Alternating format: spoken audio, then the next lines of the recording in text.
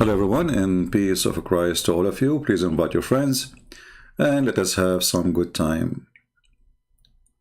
Let us say a quality time of fun. Yesterday we were live.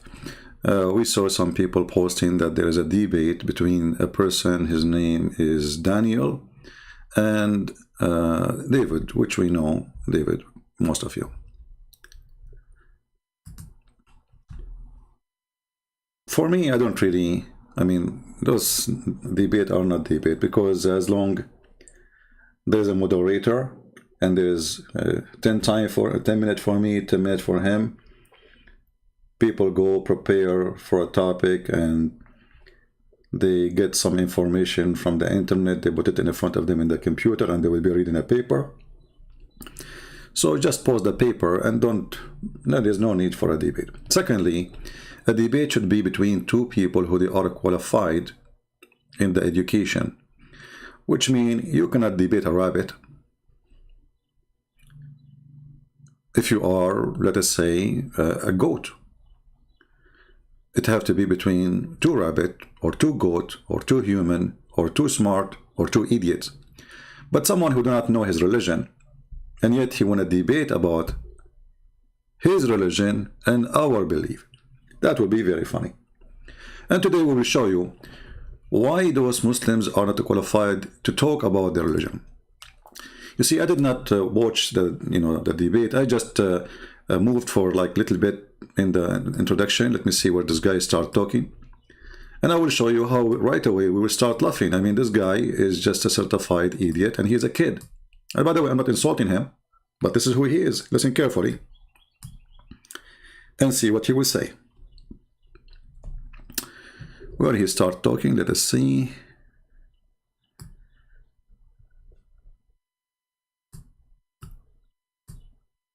Talk is cheap.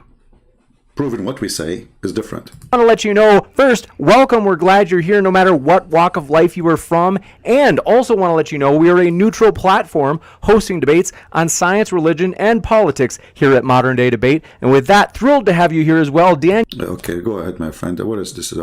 Go. Where is this guy coming from? Modern science debate. What about the women and children? Were they also killed? The soldiers say, no, we didn't kill them. Then well, hold on. We skipped. Thanks for hosting, and thanks to David, and thank you to everyone watching. The debate today is about violence and intolerance, Christianity versus Islam. Let me say right off the bat that yes, Islam has violence, and Islam is not tolerant of every belief and way of life. And that's a good thing, as I'll explain. But my problem with David Wood and other Christian apologists is that they are inconsistent and dishonest. I'm going to focus on three main examples of this inconsistency. The first is what we can call the Old Testament question. Imagine there was a hadith that described Muslim soldiers coming back from battle and reporting to the Prophet Muhammad, peace be upon him. The soldiers report that they were victorious in battle and had killed all the enemy men. Then the Prophet asks sternly, what about the women and children? Were they also killed? The soldiers say, no, we didn't kill them. Then imagine that the Prophet gets enraged at this and condemns the soldiers for not exterminating all the women and children. Now imagine that if a hadith like this existed, David Wood would have no hesitation in citing it over and over again on his channel, making a big... the debate is over. You are a certified donkey, and I will show you the hadith in 2 seconds. And then everybody will be laughing at you. You are a certified donkey. So obviously this guy did not know his religion. Because if you know your religion, you will not start the debate with this. It's challenging to find such a hadith. You donkey. And by the way, they said to me, why you use the word donkey? Can I find a better word? He started the first 2 seconds in his argument challenging. Imagine if David Wood can find such a hadith. This is the start, you donkey. This is the start of your challenge. Imagine if David would can find such a hadith.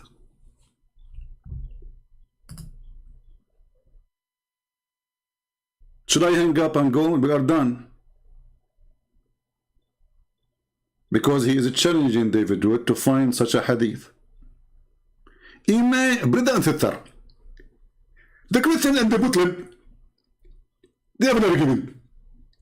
And the day before I start, I'm going to say to David Wood, imagine that David Wood, he hear somebody saying that the prophet asked his father, do you kill the women and the children? And they said no. And he said, the prophet said, what? You did not kill the women and children? Imagine that David Wood, he gets that hadith. You idiot.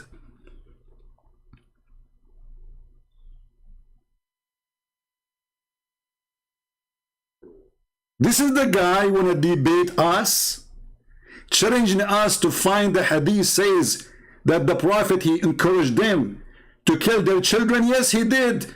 They were asking him, when we are going to attack the enemies, we are killing their women and their children. Is that right? He said, they are from them, which means he encouraged them. He said, don't worry about it. They are from them, so kill them.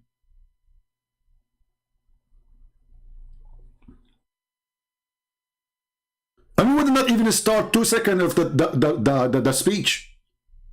The first 2 seconds of your speech is a poo-poo.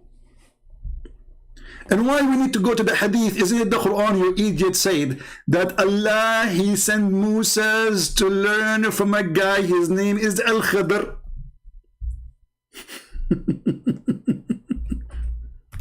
And this guy, brother, he saw a child who is, he fear, brother, that he will not be good to his parents. Okay? So he slaughtered him.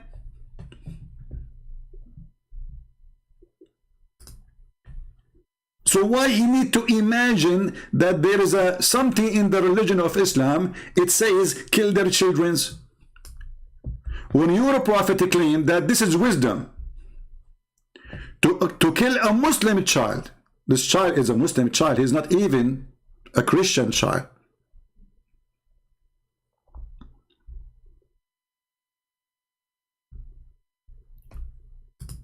And Allah, brother, in the Quran explain why the Al-Khadr, he killed the youth or the boy. Because simply his parents were people of faith, so they are Muslims. Okay, but isn't Muhammad, he says everyone is born as a Muslim? So this person is 100% Muslim. He's born of a Muslim family. His parents are Muslims. Isn't your prophet, he says that the child, he is going to be a Christian or he's born as a Muslim by nature, by fitrah, and then his parents will make him a Jew or a Christian or a Muslim. Here we go, the parents are Muslim, so even that proved Muhammad to be a fraud, because if the parents will make you a Christian or a Jew or a Muslim, the parents are faithful, so how come the child is not? And now the child, he did not do anything yet. He did not become a person who have no faith. He's just a plane in the street. So the guy, he took him, he slashed his head, he smashed his head with the wall or in the floor, as it says in the interpretation. Why? Because we feared. We feared. He is not even sure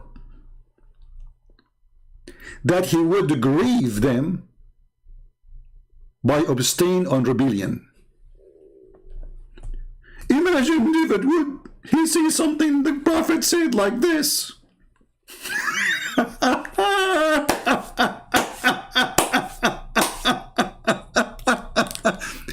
So imagine this guy was debating me, and it is not David Wood who is talking to him.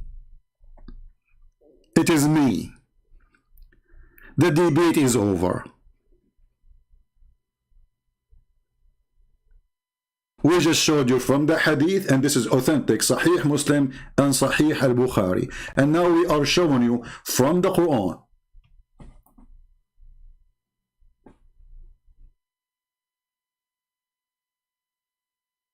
We do not even need to continue. And by the way, when I played, I skipped this part. I did not even hear it, so I just heard this one. because I don't have time really to, you know, so I was moving the video to see when this guy, he, you know, like I go to the video and I look at the, like when his lips start moving in the, like what happened now, you know, when his lips start moving in the video, then I click play. I did not hear this part, I just heard this part. And I cannot believe it that he is so stupid, claiming to be a person who have knowledge of his religion, and yet he is challenging David Wood to bring such a hadith. Imagine if David Wood, he knew such a hadith. Imagine. We do not need to imagine. We will leave the imagination to your prophet, who he imagined that he had sex, but in fact he did not. Who he imagined that he went to seventh heaven, but his wife, she said he did not leave the room. Who he imagined that he is bewitched, but in fact he is just a crazy person. We don't need to imagine. We will leave the imagination to your prophet, who he imagined that your God will make your penis endless. And I'm sure a person like you will be proud, at least in the front of his people, to have such a penis, because this is the proof that you are following the true God. It is the size of your penis. And I don't know how I'm going to use it if it is endless and your wife is next to you. How you will have sex with her? You will make a U-turn? And what the point of this huge endless size? Are we going to use it as a pipe line for oil or internet cable? So we do not need to imagine, Abdul. We will leave the imagination to a stupid person like you, who he claim, and the Muslim, they think that he have something to say. But the second you start opening your mouth, frogs start coming out. And I am closing the sink. Thanks for hosting, and thanks to David, and thank you to everyone watching. The debate today is about violence and intolerance, Christianity versus Islam. Let me say right off the bat that yes, Islam has violence, and Islam is not tolerant of every belief and way of life. And that's a good thing, as I'll explain. But my problem with David Wood and other Christian apologists is that they are inconsistent and dishonest. I like it when you say inconsistent. I'm going to play a video for you. Are you ready, Mr. Inconsistent? Oh, hold on. We have a commercial break. The director, he just told me. Commercial break. Hello, Habibis. If you would like to support Christian Prince, please go to Patreon and show your support. www.patreon.com/Christian Prince. We thank you all for your kindly support and enjoy the video. The end of the commercial break.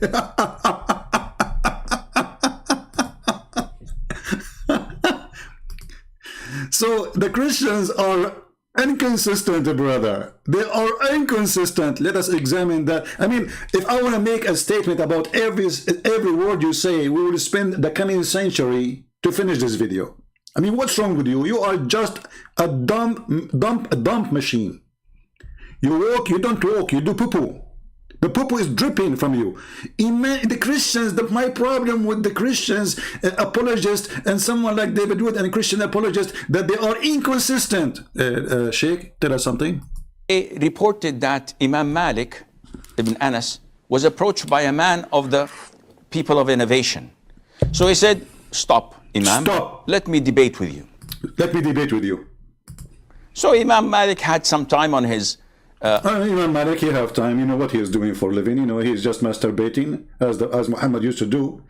And even his friend, they come to the house, sleep in the house, and they masturbate. And then the wife, Aisha, in the morning, she said to them, oh, hold on. If you want, I can teach you how to take it off, because this is what I do to the Prophet. I scratch it with my fingers. So Imam Malik have time. He just finished masturbation. free time. So he said, okay, then what? So the man says, if I beat you in my argument, in debate, you follow me. And if I don't beat you and you beat me, I follow you. Okay, okay. So Imam Malik says, okay. Okay, okay. So he accepts the terms and the condition. In 2 seconds, he will refuse the term and the conditions. I mean, do you see the stupidity of those who claim to know Islam? He just said, okay. Well, he just told you, if I win the argument, you leave your religion, you follow me. And you said to him, okay, what he said next, listen and laugh. Let's assume I followed you and you beated me.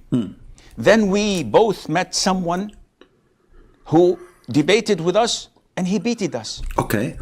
So the man says, that must be a Christian prince. We have to admit. Okay. We follow him. He said, my son, the religion of Allah is one. And I see that you keep on hopping from one religion to the other. Uh-oh. The one who keep hopping from one religion to other is a stupid. What is it? This is the case of Muhammad? How many religion Muhammad he changed? 40 years of his life, according to Muslims, he was not a Muslim. Now I know this guy will say, no, he was a Muslim, he was following Abraham. Well, you idiot, the Quran say clearly that your prophet, he was not following anything. He do not know what faith, and he do not know what scriptures. You notice that those who claim to have, let us say, they can answer us or can refute us, they don't really use their Quran to prove any point. Because simply they do not know what they are talking about. So when Muhammad, he in the Quran, his God, he says to him,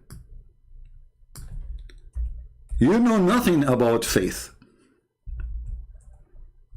Let us open the verse. And you know nothing about books, about scriptures.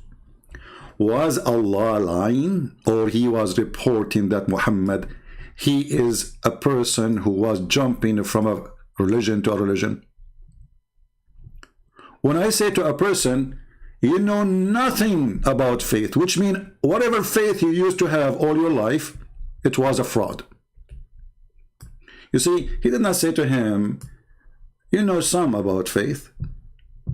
He didn't say to him, you have little idea about me. He said, you know nothing. And here you see the Muslims in translation, they try to fix it, but they make it more blind. And thus we have sent to you, between two brackets, Muhammad. By the way, the verse even doesn't say Muhammad. Ruhana, between two brackets, inspiration. This is false. Ruhana in Arabic means our spirit. Of our command, which means with our command. And you know not what is the book, nor what is faith. So what happened, Muhammad? He changing his faith now? He's hopping from a faith to a faith? How? He saw a guy in the cave, he squeezed in 3 times and he told him to read. And then he became a believer? No, he did not. He went to his wife. He told his wife, I saw somebody in the cave. He squeezed me. Cover me, cover me, cover me. And then the wife, she said, hold on. What's happening to you? You are almost going to leak and pee in your pant. Let me take you to my cousin, Warqa bin Nawfal, who is a Christian priest. The prophet, he'd been taken to Warqa bin Nawfal. The wife, she told Muhammad as if he's a kid, tell him your story, tell him, go ahead. Muhammad told him, there's a guy, he came to me, he squeezed me 3 times, and he told me read. And then Warqa, he says, oh, this is the Namas. He is the angel of Allah. So the guy who was being squeezed, he did not know what's happening, and the guy who did not get squeezed, he knew what's happening. This is how your religion started, supposedly. Not to forget to mention that your prophet, he have something called the examination of inspiration. If you don't believe me, I can show you where supposedly Khadija, she did examine if the one Muhammad he see is an angel or not. And how she did that? She did a striptease.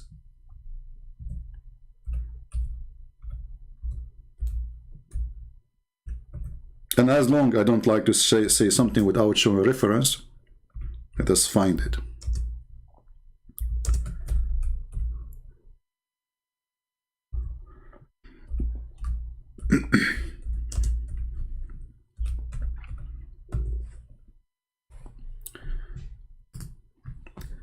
I know that you do not know Arabic, which is make it more even stupid that you pray to your God in a language you do not know. This is a Sirah Nabawiyya, page number 239, volume number 1. What it says here, Imtihanu Khadija Burhanul Wahi. Khadija examining the proof of Muhammad receiving inspiration from Allah. How? Muhammad, he sees someone sitting in the corner. And as usual, Muhammad, nobody see what he see. Because Muhammad, he have an X-ray vision. I mean, the angel in the corner, but Khadija next to him in the bed, she cannot see the angel, but Muhammad can see him. Look like the angel, he have an equipment who he can blind a person and the other person still can see. In other way, he was invisible for a person, but he is invisible, or yeah, he can be seen by the other person. If we translate what is in front of us, we will see that Khadija, she said to the guy, or Muhammad, aka Allah, oh, when you see your friend, which means the angel, come to you, let me know. Let me know, Habibi, let me know. So Khadija, Muhammad, he said, Khadija, I see him, I see him. So she said, okay, if he come to you, tell me about it, which means Jibreel. Okay, so he came. This Jibreel, he came. But Muhammad is not sure now he is Jibreel or not, remember. So Khadija, she said to Muhammad, okay, Habibi Muhammad, get up, my cousin, and sit in my left thigh. What?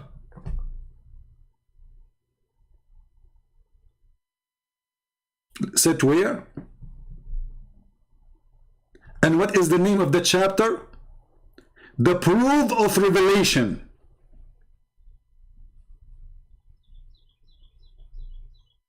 What is the proof of revelation in Islam? Is the left thigh of Khadija and the right thigh of Khadija and the ass of Khadija, and I'm not going to mention the third one. So the guy Muhammad, he go and stand up and he sit on her lap, and she said to him, okay, do you see him?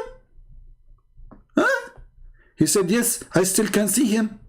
She said, okay, turn around and sit in the right thigh. Look, is that going to make a difference now? I mean, look at this story, how serious it is, because there's a difference between sitting maybe in the right, maybe if he sit in the right thigh, Muhammad will not see him no more. Because location, location, location. I mean, everything is about location in Islam. Look what this religion is about. This guy is coming to debate us about a prophet. This is your prophet, or this is a, what is this?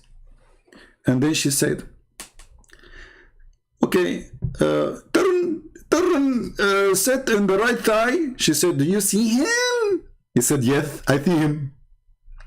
She said, okay, okay, now turn and sit in my lap, because this is the position of sex. She said to him, do you see him? He said, yes.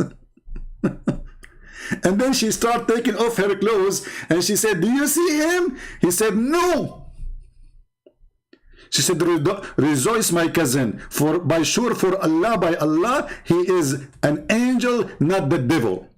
Look at this.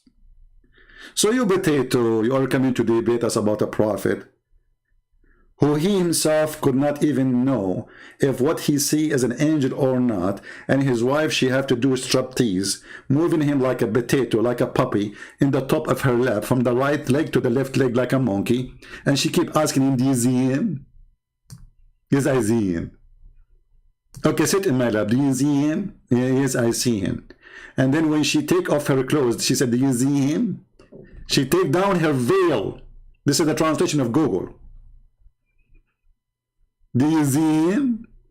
Well, the Muslims, they say that this is a proof that this person who Muhammad is seeing in the corner is an angel. Why? Because, well, she is getting naked, and an angel don't like to see naked women.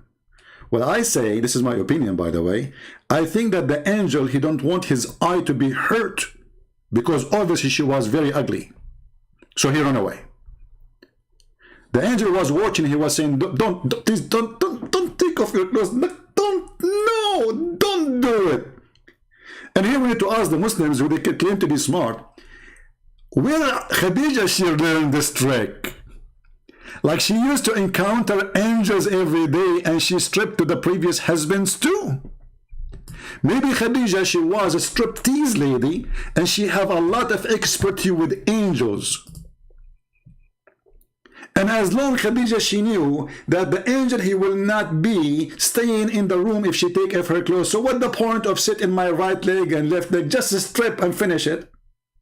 Take off your panty, see him to him, say, Muhammad, do you see him? He will say no. Tell him this is an angel. When I say stupidity is amazing, I mean it.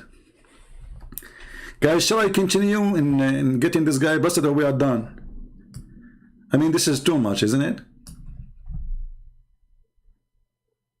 Shall we continue?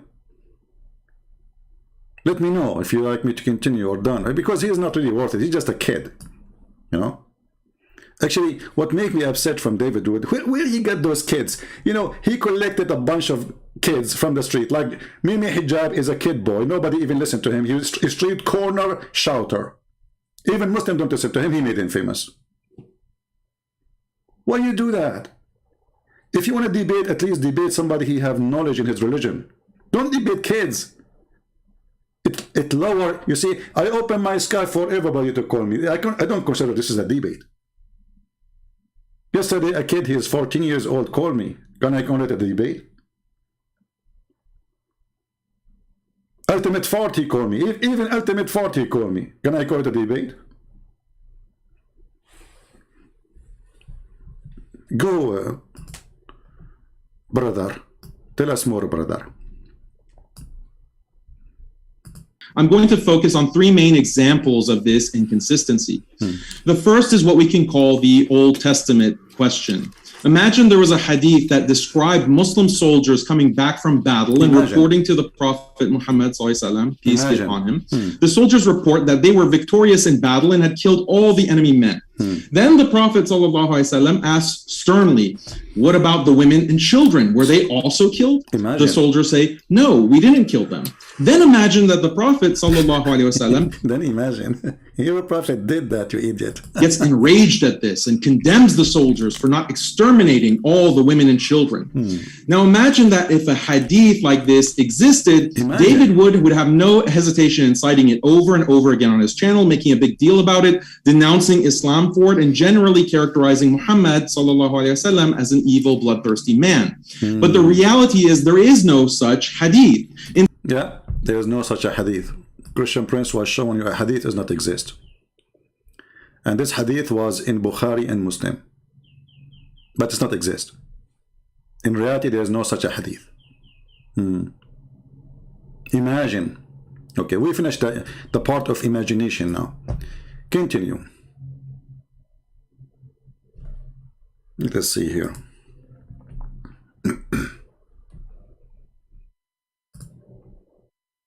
Continue your movie.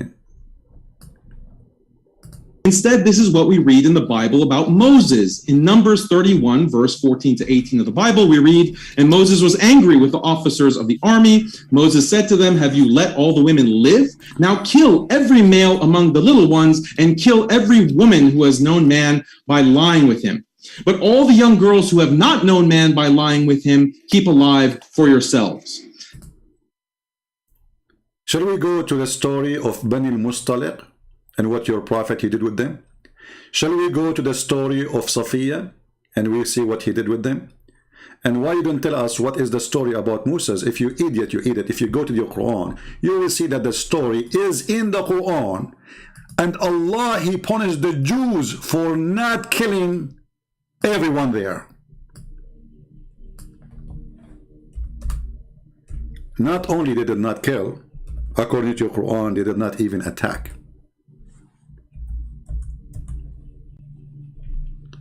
So your God,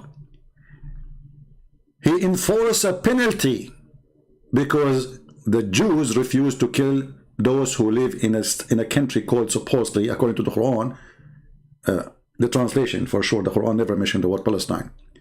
So Allah, he said to Moses, tell your people, all my people, enter the Holy Land, which Allah has assigned to you, and turn not your back in what? In fight, Okay, what we will do there? We will kill everybody. They said, Moses, this is a holy land. Okay, well, Moses, in this holy land, there's people of a great strength. You shall never enter it. So the Jews refused to kill. Which story is true? The one in the Bible or the one in the Quran? Then there's only two Muslim Jews here.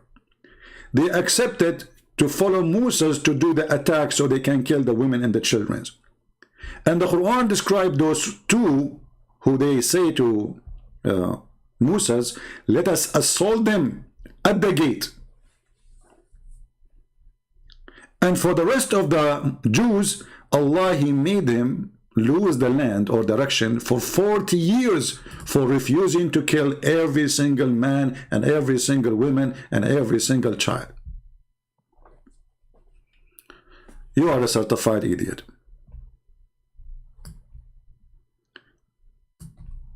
Now, I think I'm going to stay. If this guy, he said 2 words, I will make a comment. I better maybe move it a little bit. From Jesus Christ, right? Don't give me the usual Christian apologetics about the New Testament superseding the Old Testament and the New Covenant making the Mosaic Law obsolete.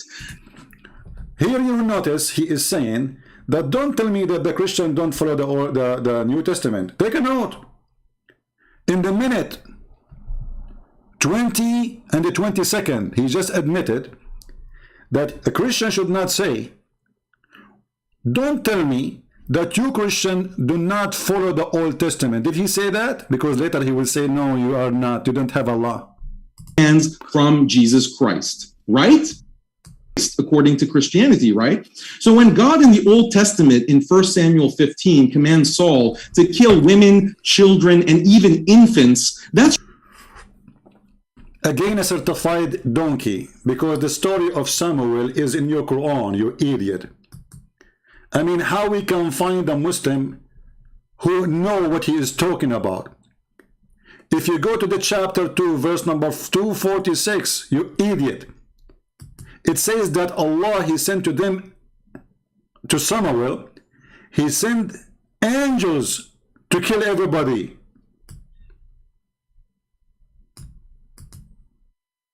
Have you ever heard of such an ignorance? If this person he knew, he will not say what he is saying. And I wonder how long it's going to take me to finish this video, because whatever he's saying, I have to say something about it. This is a chapter 2, verse number 246. Why the Jews are fighting and killing people? For the sake of Allah. This is your Quran. And your Quran confirm, you idiot, that they are saying why we should not fight those who they drive in us from our homes. So you stupid, in the story of Samuel, according to your Quran, they were fighting the enemy who drove them from their homes, and they took their wives as sex slaves and their children. So when this coward, he quote a story about Samuel, do he knew what his Quran say about it? For sure he don't, because he is a certified donkey. And I apologize for insulting donkeys if any of them present with us today, because they will get upset. They have feeling too. Shall we go and find you the interpretation?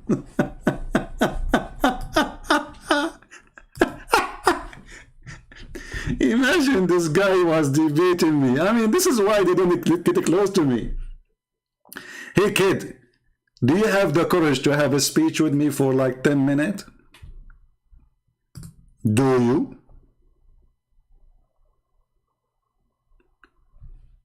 So why Samuel,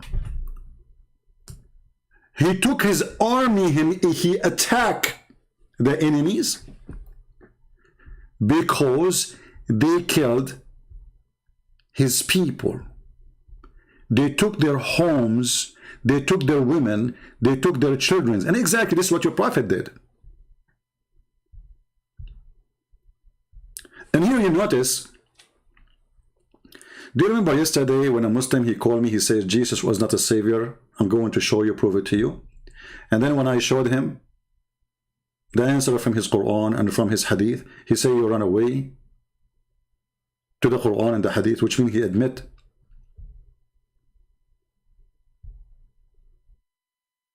that his argument does not stand for a second if we mention what the Quran say. And those people here, this guy is an example of stupidity.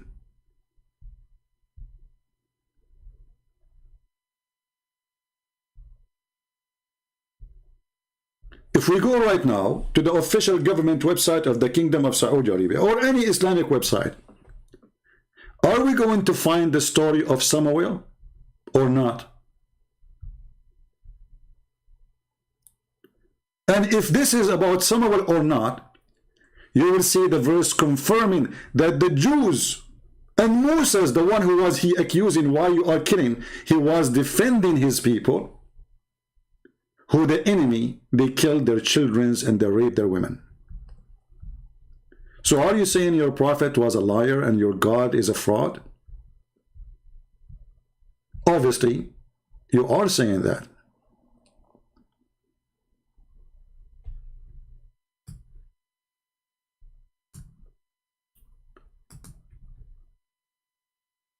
Let us go and see the interpretation for the verse, so the Muhammadan, they will not say this guy is making things up.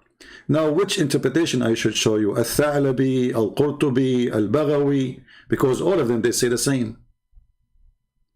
You are a certified donkey, my friend.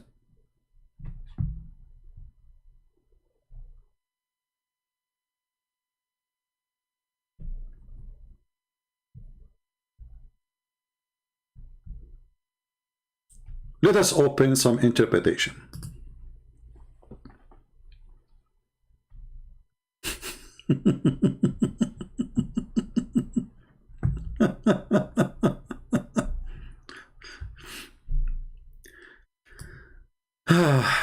Tafsir al-Baghawi. Tafsir al-Baghawi. Page number 296. Volume number 1. And here it says that the real name of this person we are talking about, his name is Shemuel. Muslims always, they have their own funny way to say words. Shemuel. So Samuel became Shemuel. All right? So, you go read here. Let us see what they did.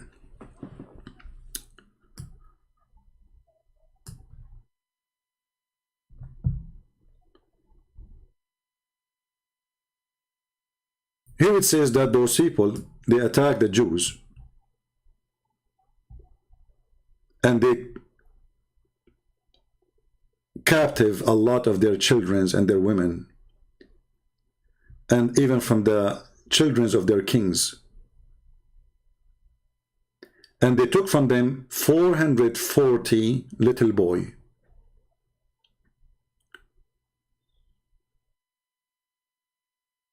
Now, the rest of the story is really, funny. But the story here is saying that the Jews, they ask Allah to send angels to fight with them so they can slaughter those people. And the one who do that is a person, his name is Samuel.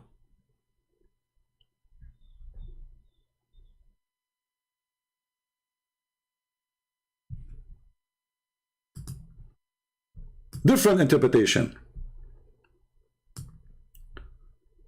Let us see Al-Qurtubi maybe. Let's open Al-Qurtubi. Give me a second.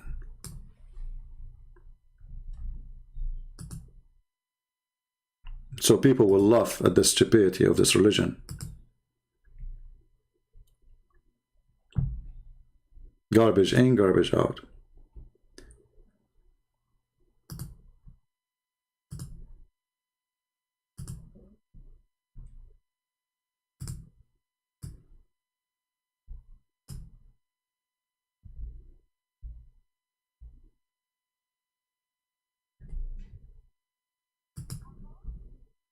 Let us see.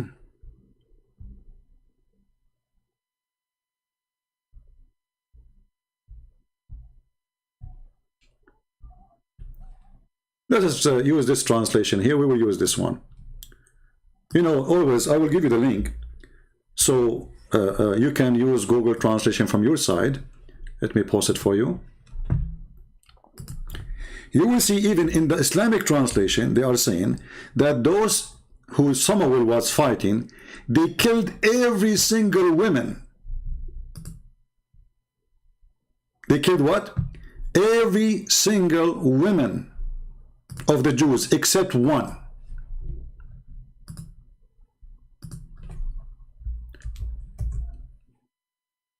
The coward, he is attacking what his God teaching and preaching, and defending Samuel, saying Samuel was doing the right thing, because isn't it the Jews believe eye for an eye?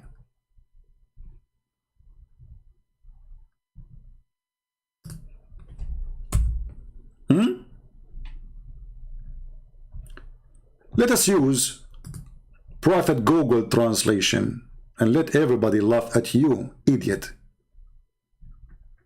Let us do that.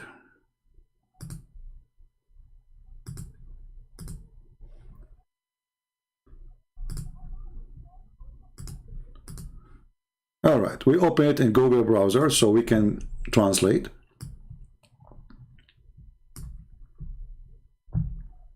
Here it says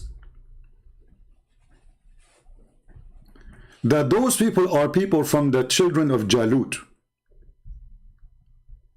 and they are living between the Sea of Rome, which is the Mediterranean, and Egypt and Palestine, and they are giant, and they were victorious on Bani Israel, the children of Israel, and they took most of their land, and they captured many of their children, and they capture many of the children of their kings, and 440 of them. And then here it says,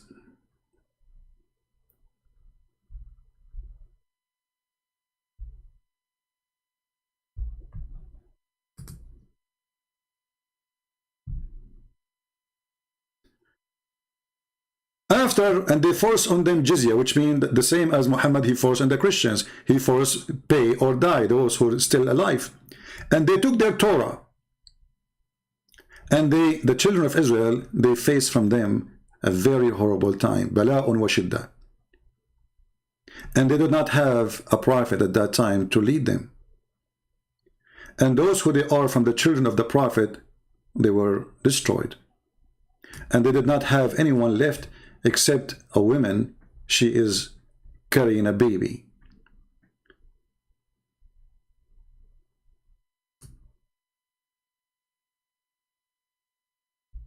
And they ask Allah to send a child. So now the Jews, they have only one woman. I mean, look at this story. There's only one woman left. And she is the one who is going to save the nation. And this woman, she gave a birth to a child. His name is Shemuel or Ishmael, which means Samuel. And the woman, she said, Allah, he heard my dua, my prayer. And she taught him the Torah, and he grew. And one of the elders, he take care of him to teach him. Then Samuel, he came to him, an angel, his name is Jibreel, while he was sleeping, next to this old man. And then the angel, he asked him to stand up. And he told him, tell your people that I am going to, Allah, he decided to send you as a messenger and as a prophet to your people. When Samuel, he came to his people, they accused him to be a liar. And they said to him, oh, you are seeking to be a prophet. You are rushing for it, but did not come to you. And they said to him, إِن كُنْتَ صَادِقًا فَبَعَثْ لَنَا مَلَاكًا or Malakan, if you are truthful, well, send us angels, ask your God Allah, angels, so he can fight for us for the sake of Allah, as a proof of your prophethood. And then this is what happened.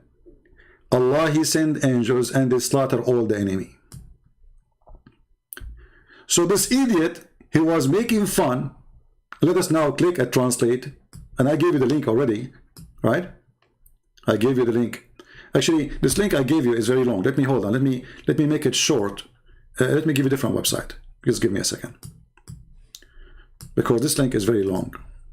I mean, there's many interpretations in the same page. So I want to give you a page which is directly for this interpretation, so you will not be confused. All right, this is the interpretation, the same interpretation we are reading, but this is from the official kingdom website of Saudi Arabia. Let me know, please, if the website is opening fine.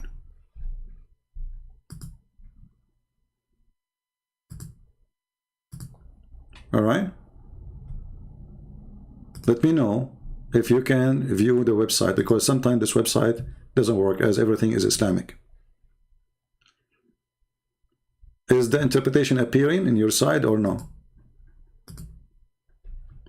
If not, I can give you a different page.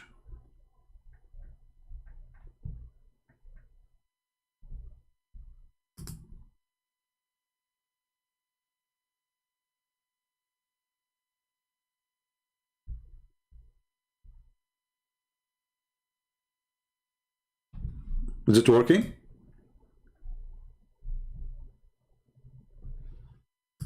Why you don't get modern day debate?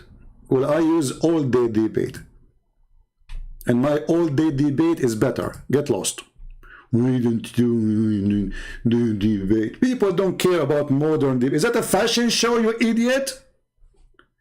Why you don't get modern day? What is that? Like, you know, make a plastic surgery for the boobs like Muhammad?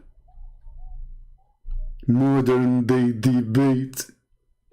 You don't dare even to talk to me. Well, you don't do modern day debate, Christian Prince. Here we go. I'm doing the modern. This is the most modern. We are using computer. We are using your website. We are using your stupid interpretation. We are using your scholars. We are using your prophet words. Is it modern or it's not modern? I dare you to say Muhammad is not modern. But Muhammad is an old-fashioned expired. Muta boy. Christian Prince, why you don't use modern debate? Christian Prince, be honest with me. What's the problem with you? Why you don't use modern debate? I'm really now, I don't know what to say to you. I'm really in trouble. I mean, I don't know what to say after what you just said. That's a lot. So let us go and do interpretation for what we showed you. Click, sorry, translation I mean.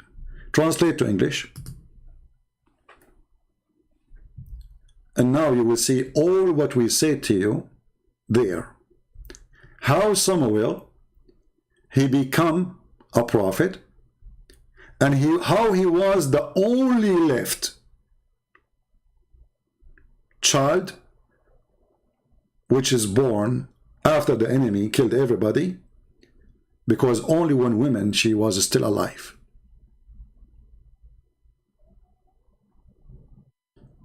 And how Allah, he chose him to be a prophet. And then his people say to him, if you are a prophet truly, let Allah send you angels to fight and to kill our enemies.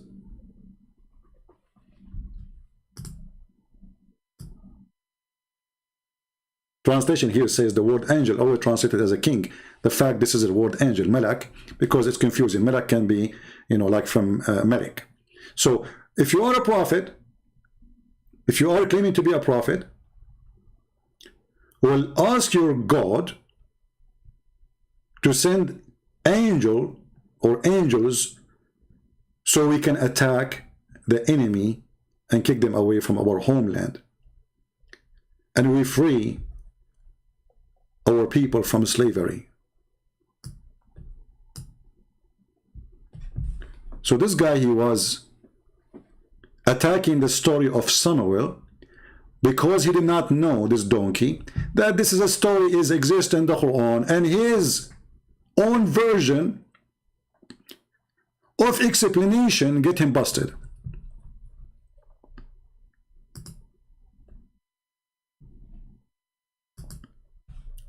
So do you know now why I say that those, I mean, like the Muslims, they want to debate someone like David Wood? They don't want to debate me, because I'm sure David Wood, he have no idea what I'm talking about. I'm not putting him down, but this is a reality. Because if he knew, he would say to him, well, hey, let us open the Quran. The story of Samuel is there.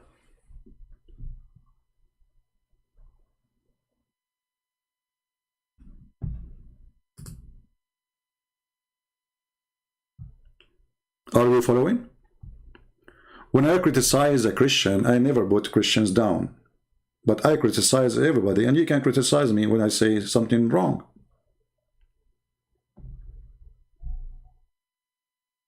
When we say we are debating, that means the two people who are debating, they have a qualification. And obviously, the qualification is missing from both sides. Because one side, he have little limited knowledge about Islam, and the other side, who is the Muslim, he know nothing about Islam, to the point he challenged David Wood to show him a hadith that the Prophet was outrageous for not killing children. And this is the opening of his debate.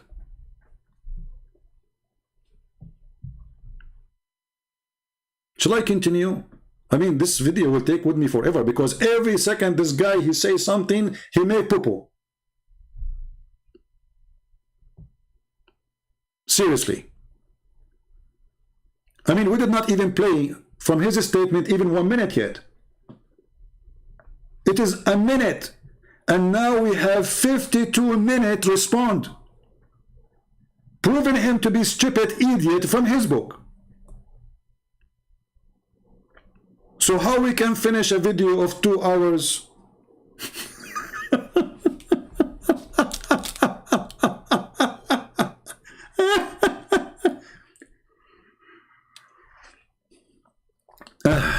Lord have mercy.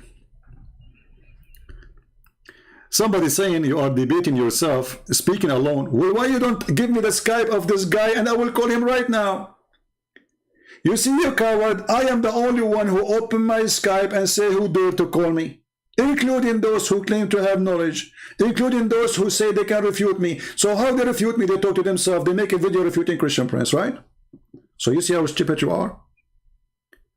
As long as Christian Prince, you talk to yourself. Why you don't call a Christian Prince right now and get him busted? Do you want to do that?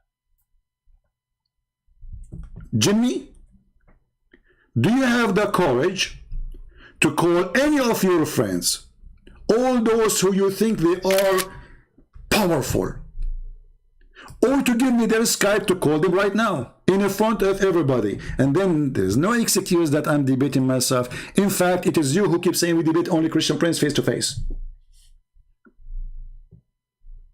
This is what you say, not me. I never said no to anyone. When the last time I said I will debate only face to face?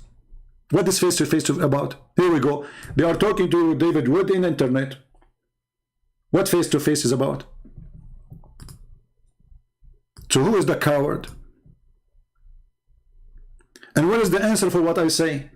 Like there's a guy, we show him, he's a prophet, he is farting from his nose. He's a prophet is masturbating. He's a prophet is cleaning his hand in the wall. He's a prophet is cleaning his poo-poo with his throw rocks. He's a prophet taking shower with dead dogs and women blood from period. He's a prophet is molesting a child. He's a prophet is going after his son wife and flirting with her. And then he answer, I am not here to debate. I want to show the truth.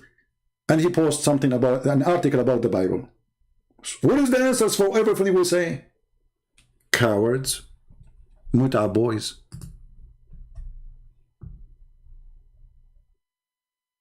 Muta boys. And he come in every video, he posts the same thing. I'm not here to debate. And he posts the article, which is funny, and he don't dare. I say to him, why you don't call me and let us see if you can, if you dare to speak about it.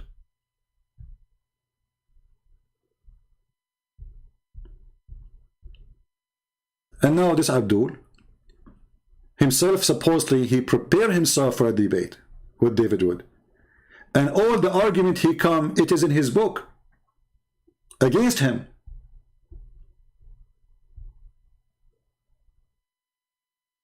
Actually, every Muslim should be laughing at him now.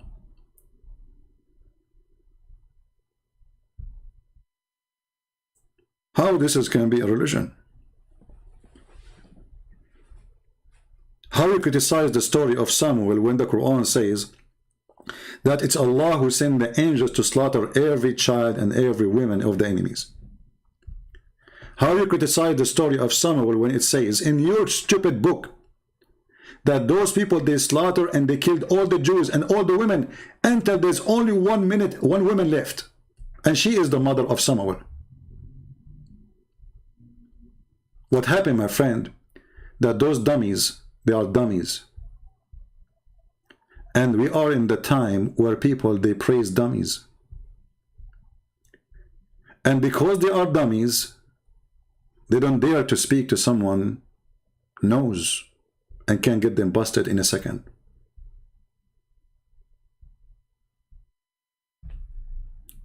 Shall we go back to the story of in the video of this guy? Otherwise it's going to take us 10 years to finish.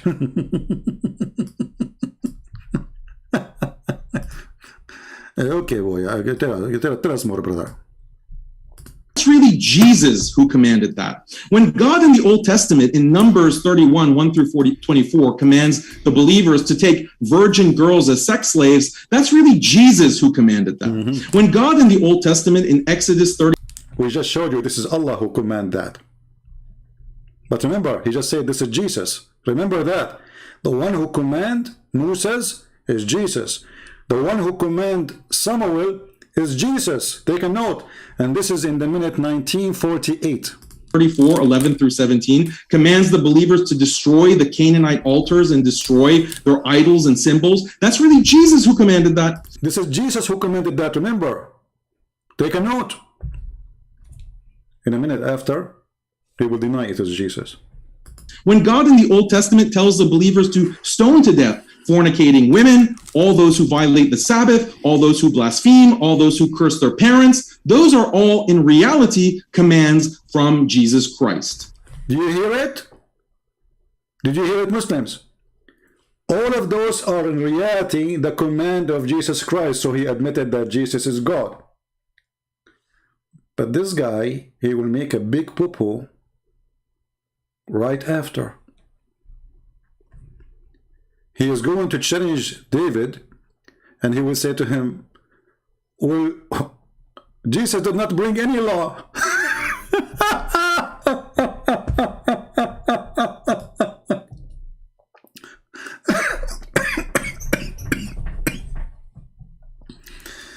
He made a speech that Jesus, he have zero law. You know what zero law mean? Zero. But in his introduction, he's saying that all those law is coming from Jesus. I mean, how stupid this idiot is. What your mother, she feed you? Manure?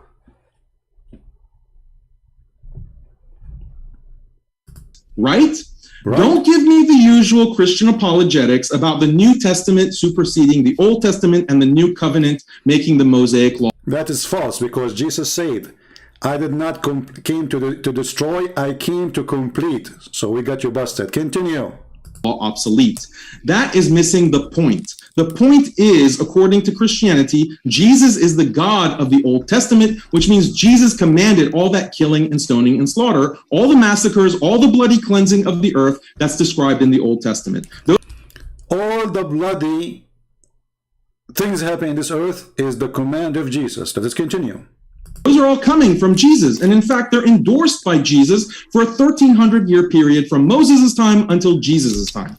So you can't present this modernized picture of Jesus only preaching peace, love, and nonviolence. Jesus, according to Christianity, is quite a vengeful and wrathful God, or at least he was in Old Testament times. How can a Christian who has to believe all this about Jesus Christ turn around and criticize Islam for violence, especially since, according to the Bible, Jesus even calls for killing women, children, and infants? There's nothing like that in the Quran.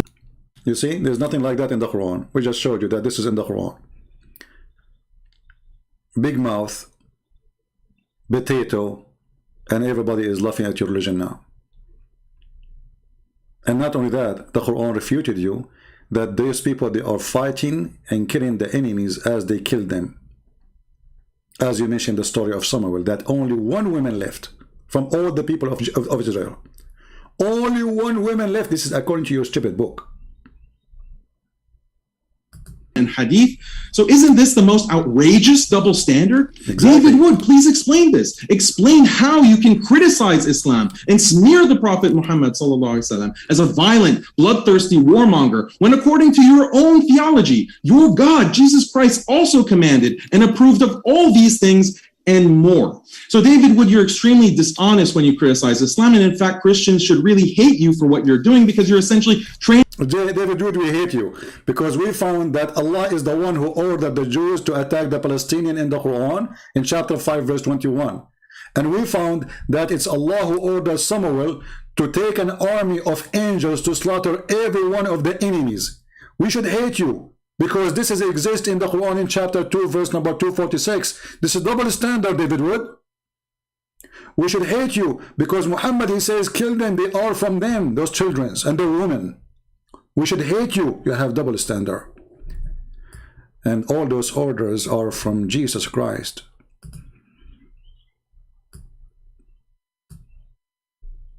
When this guy, he said, is that in the beginning that I missed something? I don't know. Because later he would say, I'm trying to skip it, because this will make the video in this, by the way, where he just said that Jesus did not bring any law. Let me see if I can find it. Anyone knows what made he said that? Warfare and so forth. As a Muslim, I gladly concede all of. Okay, hold on. Let me see when he start talking about Jesus, he have no law. Pagan regime, and he would presumably not be interested in criticizing or rebelling against other regimes, like an Islamic government or a communist government or a liberal government. Let's see. This is just a garbage talk now. Claiming that he was an advocate for these types of liberal ideals and that he would have disapproved of Islam. So this is the politics of Jesus question, and there's also the Old Testament question and the Christian. Hold on, maybe we skipped it. Let's see. The problem with this option is that a modern liberal state of this type did not exist before the without sin should cast the first stone, or do not resist an evil person and turn the other cheek. Okay, hold on.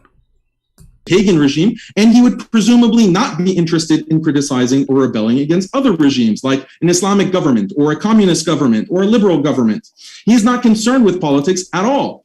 On this view of Jesus, Jesus' teaching do not imply a critique of Caesar's law and military politics, but this would also mean that Jesus wouldn't be critical of Prophet Muhammad, his laws and military policies. I mean, why would Jesus be fine with the pagan Roman emperor who was engaged in persecuting believers, but have a problem with Muhammad? You see here, you see the stupidity and the lies. Jesus, he don't have a problem with the Roman. How is that? Where? When the Jews, they come to Jesus and they said to him, should we pay tax to Caesar? Jesus, he showed them that they are the one who is obeying the Caesar, not him. He asked them, do you have coins with you? Do you have money? They said yes. He said, show us. One of them, he grabbed one from his pocket and he showed him. And he said to them, what is this picture in this coin? They said, this is Caesar. So he said, give to Caesar what is to Caesar. He never say to them, obey this Caesar or that Caesar. He showed them that they are hypocrite. In the same time, you coward, it was you a prophet, and you are the one who's saying the Roman are pagan. It was you a prophet who was supporting the Roman. There's a chapter in the Quran, it's called the chapter of the Roman, where you're a prophet, he promised that Allah will give victory to the Roman because they are believers and they will be victorious. So who is the one who was supporting the Roman? Did Jesus say to the Roman, you will be victorious? And when the Roman, they will be victorious, the believers will be rejoicing? Why you will be rejoicing for the Roman who they were at that time disbelievers in Islam, and until now.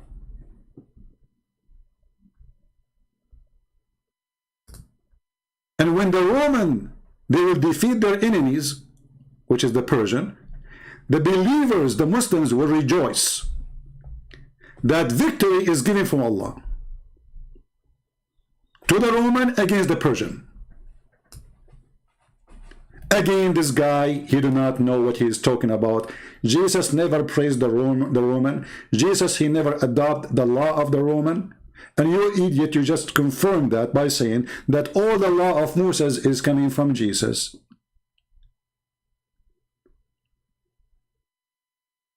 You are just a stupid mental idiot. But I'm trying to find where he said that Jesus, he have no law. Is that in the second response? Anyone can help me? Because I want to move there.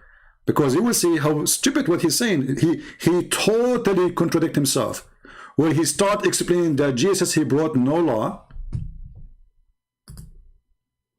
He said that Jesus, he have a three... let me see, maybe I missed something. Which minute is that? I did not take a note. I should have taken a note, so we don't play all the video all endless.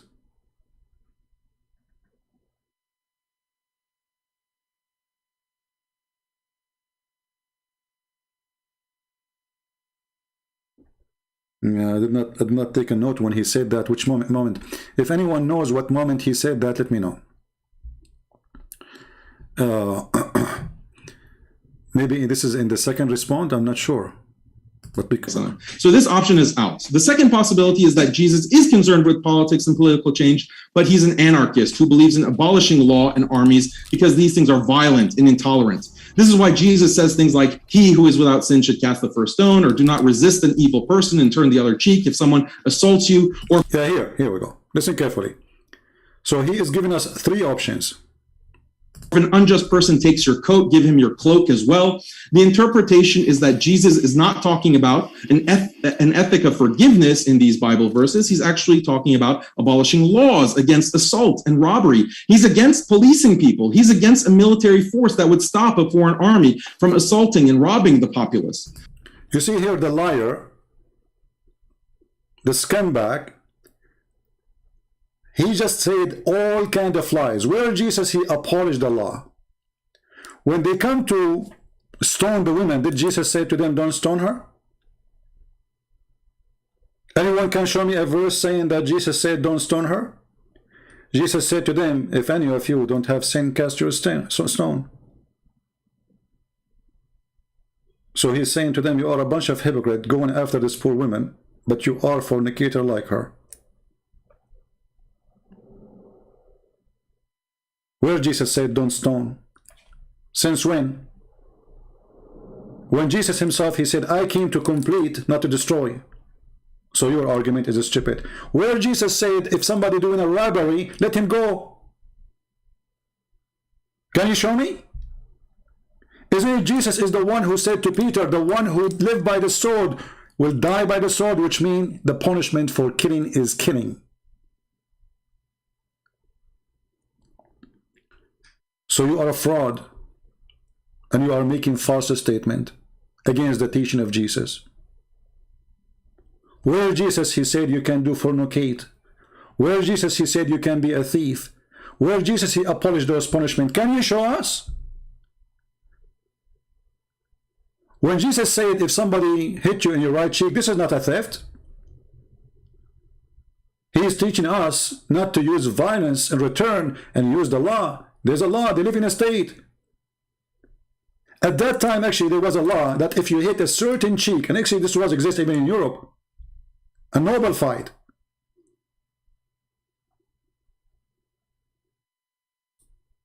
That if you use a certain hand, you go to jail. If you hit a certain cheek, you go to jail. So Jesus was saying, use the law and don't be a person who break it. And you are the one who said a second ago that Jesus is the one who brought the law in the Old Testament. So why you are lying? Where Jesus said you can beat each other, Where Jesus said, if a man rape a woman, let him go. Where Jesus said, if a thief, he's a thief, let him go. Where are you getting this from? You're a coward, a liar.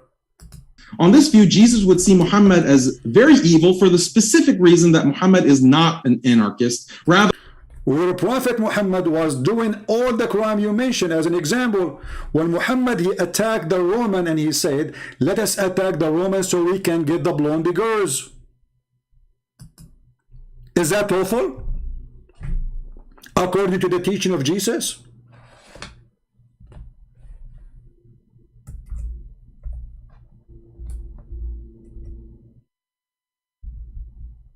Is that lawful according to the teaching of Muhammad? Let us open the reference so they will not say, I'm making things up. Why Muhammad, he attacked the Roman? Did the Roman attack Muhammad? Never. He said, attack the Roman so you can capture the blondie girls.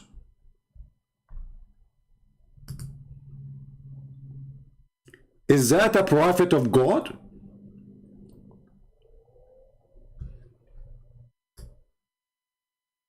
This is the interpretation. You can open Al-Qurtubi, you can open any interpretation you want. This is the Durr al-Manthur.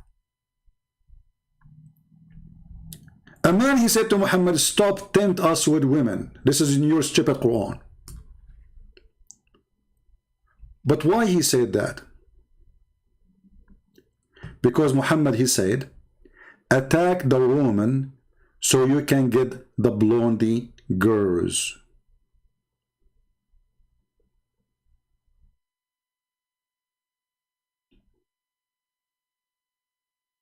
What kind of a prophet he have such an ethic?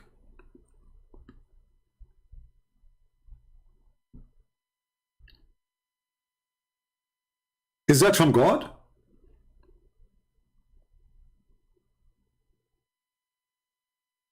Is it from God that we will attack the neighbors so we can get their blondie daughters?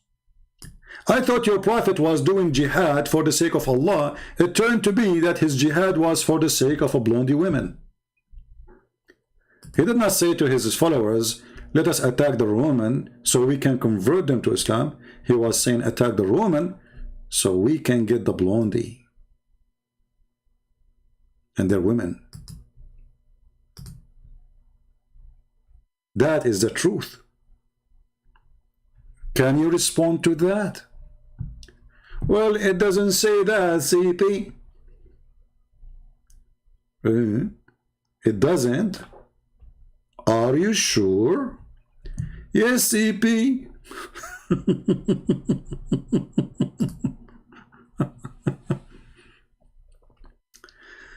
Oh, Lord have mercy.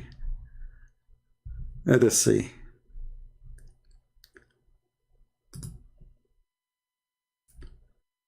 For some reason, this website here, the Saudi Arabia, is not opening. Let us see the different one. Here we go. At-Tabari, value number 10, page number 191. What Muhammad, he said to the Muslims, attack Tabuk and you will get the blondie girls and their women. A person, his name Al-Jad, he said to him, please don't tempt us with women, which means this man is saying to Muhammad, you are a scumbag, trying to make us go for war with other land just for the sake of getting some blondie girls. Is that from the mighty God? Attack the Romans so we can get the blondie girls?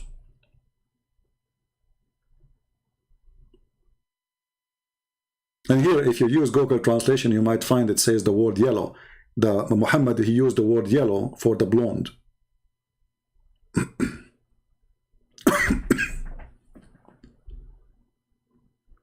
What kind of a prophet he makes such an order? Attack the Roman and get the blondie girls. Attack Tabuk so you can gain the yellow girls and the women of the Roman. You're a potato, my friend. Continue. We like potatoes anyway. Muhammad is someone who passed laws and had a military policy which entailed violence. But of course, such a view of Jesus is absurd, and no pre-modern Christian ever believed he was an anarchist, so this option is out. The third possibility is that Jesus is concerned with politics, but he is not a proponent of anarchy. Rather, he wishes to establish a modern liberal state. According to this vision of Jesus, Jesus wanted a state that upheld something like modern human rights norms and had a foreign policy that consisted of strictly defensive wars. On this view, Jesus would condemn Islam because Islam is not compatible with such a modern liberal state. Well, Jesus, he condemned Islam right away. Jesus, he said many things about religion like Islam. He said, don't pray like those hypocrites who pray in the corners. Don't fast like those who shout and scream and say, we are fasting. When you fast, wash your face and don't tell people that you are fasting.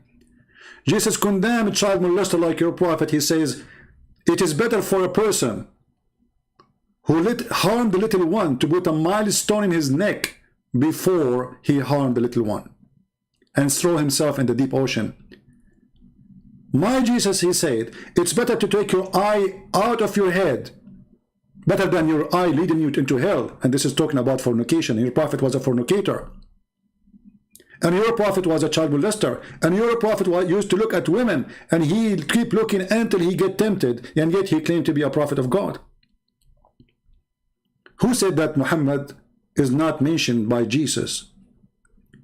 Jesus said, be aware of false teachers, and all the teaching of your prophet is false. Since when we can find that Jesus said to a woman, give your breast so a man can suckle her? This is the law of who? The law of God?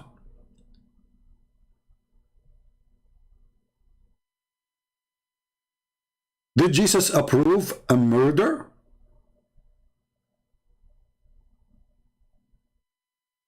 Isn't it the Quran says that Allah, he told the Jews that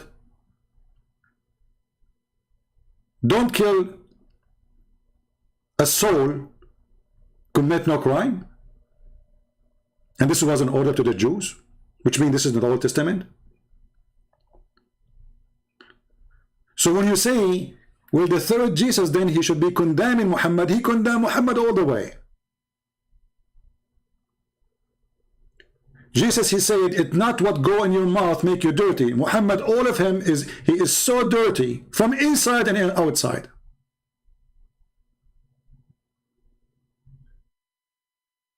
Have you ever heard of a prophet of God? He said that the one who is proud about his inheritance before Islam tell him to go and bite the penis of his father? Is that a word coming from God? Did Jesus allow the Christian to do mut'ah and have 3 nights stand for sex? Is that your God teaching? This is in the Quran, chapter 4, verse 24. So when discovered, he said that Jesus did not condemn Muhammad if he is, as we claim, according to him. Well, all the verses in the Bible condemning Muhammad. In the top of that, even the Bible says that the one who is the liar, who is the Antichrist, to make it more clear, is the one who denied that Jesus is the Christ and the Father and the Son, and he is the Son of the Father. So he was condemning your prophet. Continue, Abdul. The problem with this option is that a modern liberal state of this type did not exist before the Enlightenment in the 18th and 19th centuries. Furthermore, modern liberal secularism was primarily created by atheists. Here's just stupid, he forgot to tell you that Jesus, he did not have a state to make a state law. I mean, how stupid, how naive, how dumb you are. Was Jesus a king of a state and he have ministers? Do he have an army and soldiers? Did he establish a government? What are you talking about? How silly you are, just a teenage kid. That can be a question if Jesus was ruling the country and he put a law into test. then we can question the law he made into test. Look like this potato, he is even denying the Quran, that even the Quran says that Jesus, he needed support, and this is where the word Nasara is coming from. He said, who is going to help me? The disciple, they says, us. He have only 12 disciples, he don't have a 12 army.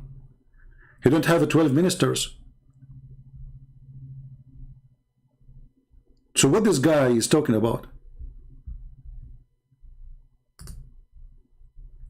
This is where the word Nasara is coming from, supposedly, according to your stupid prophet. Then Isa, he said, he came. He know that disbelief. He said, who will be my helper?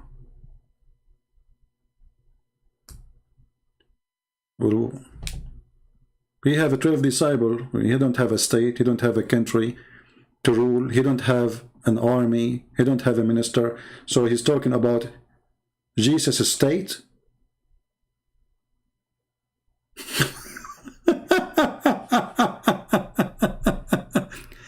If Jesus have a state, you donkey, then why your God Allah, he run with Jesus to save him from the cross?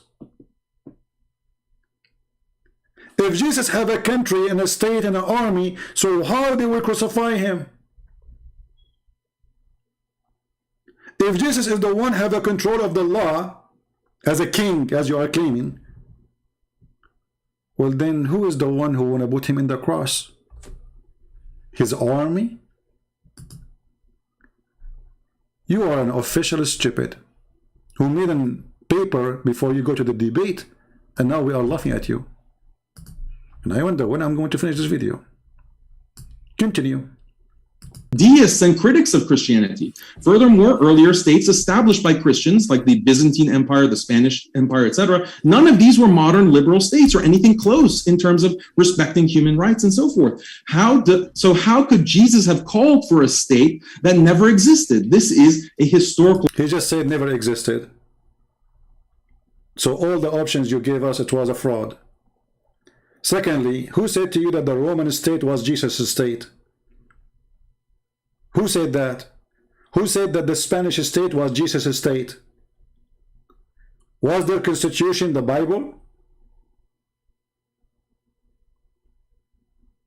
What this guy is talking about?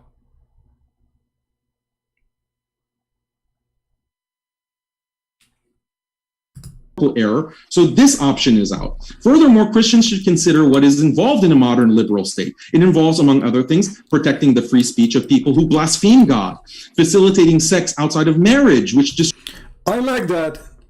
You know, if you want to support the freedom, then you have to support sex out of marriage. Will your prophet support sex out of marriage? Actually, most of your prophet relationship was sex without marriage. Was Mary the Copt his wife? Was the wife of his son his wife? When your prophet, he went to the house of his own son and he flirted with the wife and he said to her that, my Allah, he made my heart to flip for you.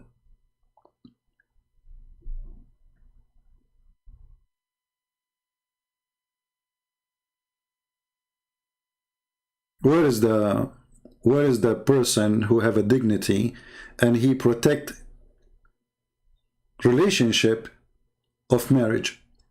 Isn't it your religion says that if you have a daughter, she is not from marriage, you can have sex with her? Let us show the reference. You Muslims are the one who protect the family and relationship of family and marriage and the value of marriage. Not our people.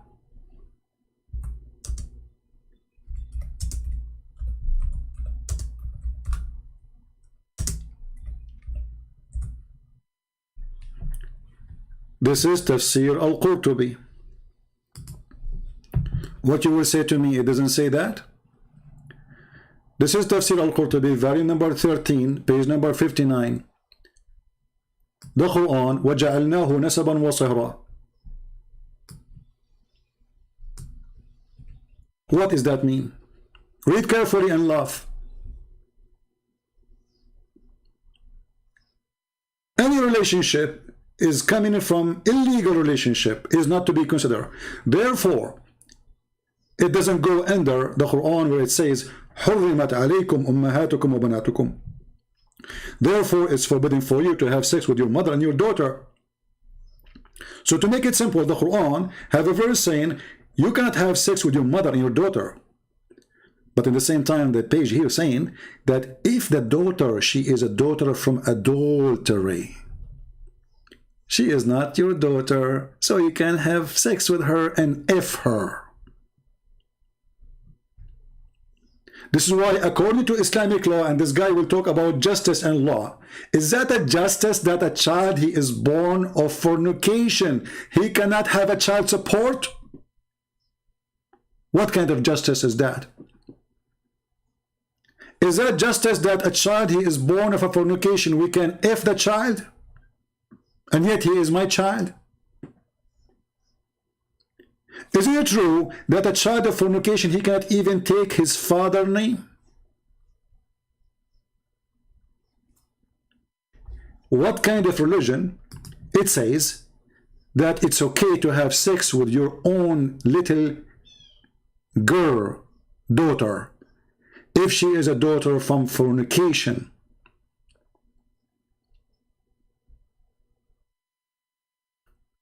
When your scholar says that Allah, he made relationship by lineage, which means by marriage, by Sharia law, and according to the most accurate opinion in Islam, that Allah, he made for sure a human being by mixing the water between male and female, according to the Sharia law, which means mut'ah, or sex contract, as Muslims they call it marriage. But if it was from sin, then this is coming from something forbidden or forbid for a Muslim to do, supposedly. Therefore, it's not what is coming from something is forbidden, is not forbidden for you to do with it, which means the daughter, she is not your daughter. So because of that, your daughter and the mother of your daughter, which means the woman you are fornicating with, and the daughter which you have fornication with her, from that fornication, this daughter is not forbidden for you to have adultery with her, because she is not considered as your child. And this is according to the most accurate view of the religion of Islam. So when this edict, he says, Jesus will Jesus condemn Muhammad teaching? And here, by the way, I want to ask you, as long as you mentioned that, how come your God Allah and your prophet never mentioned that Jesus, he did not bring any law? Can you show me where in the Quran it says so?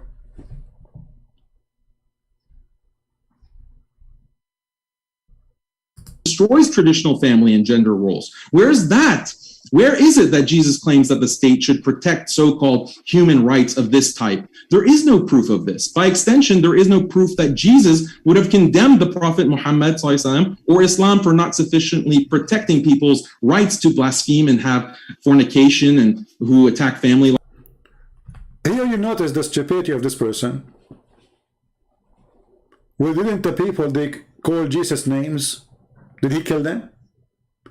Jesus in the cross, when the Jews, they were blaspheming him, making fun of him, crucifying him, what his response was? Father, forgive them, they do not know what they are doing.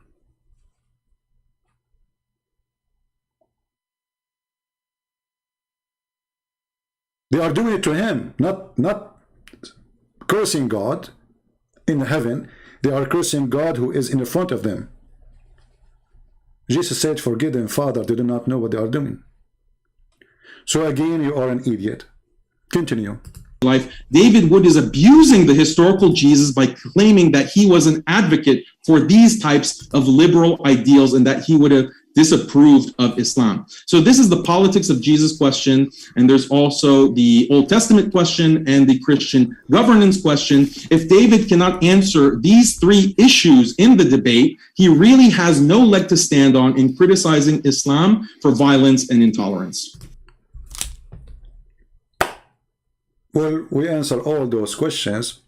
And actually, I heard David, he is saying something very important, but I don't know which minute he said that. Let me see. Did I take a note? I'm not sure.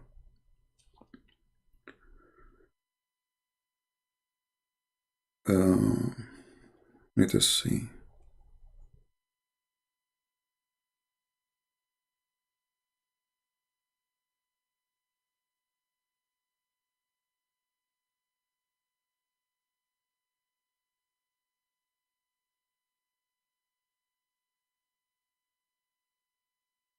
Okay, in the minute I have a note for this one. Let us go. 45. Listen to what David he said, which is very good. Pillar of cloud giving us orders right now, and you say, I don't have to listen to you. Or if you're not one of the people who were actually following him, you're someone else, and you're saying, I don't care what that pillar of fire says. I don't care about these people who were just led through the sea. I say God has the right to give life or to take life.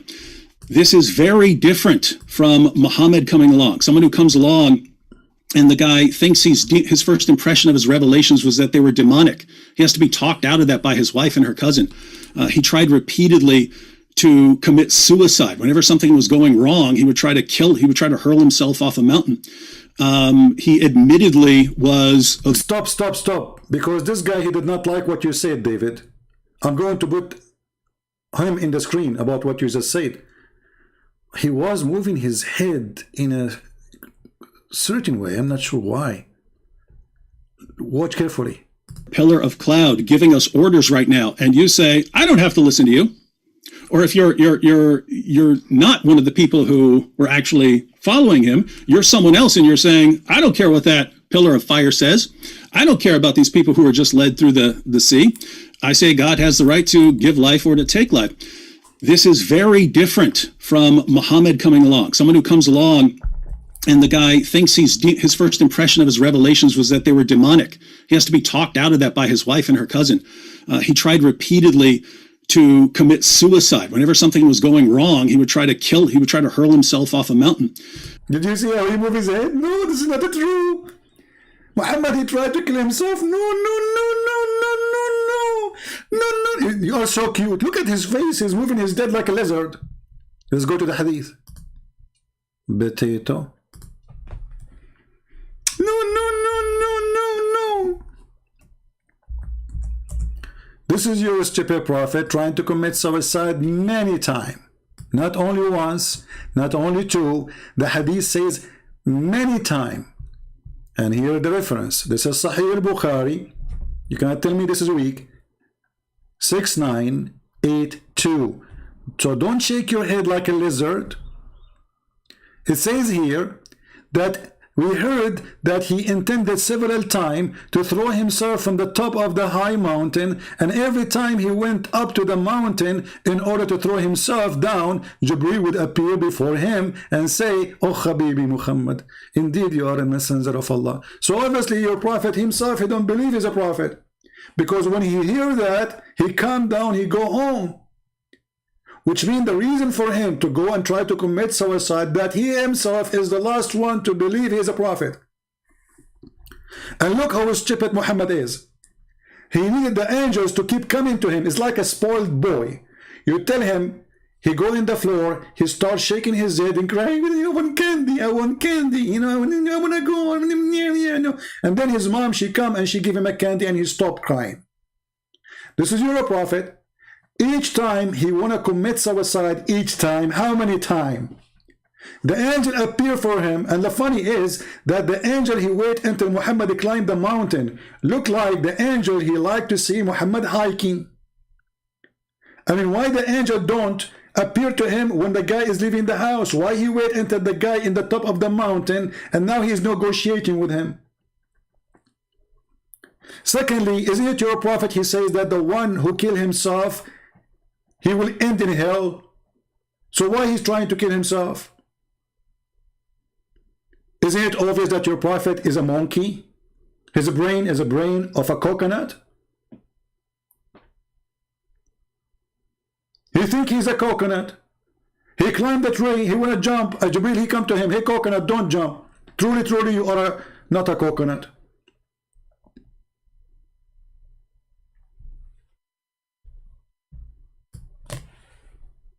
Go, David.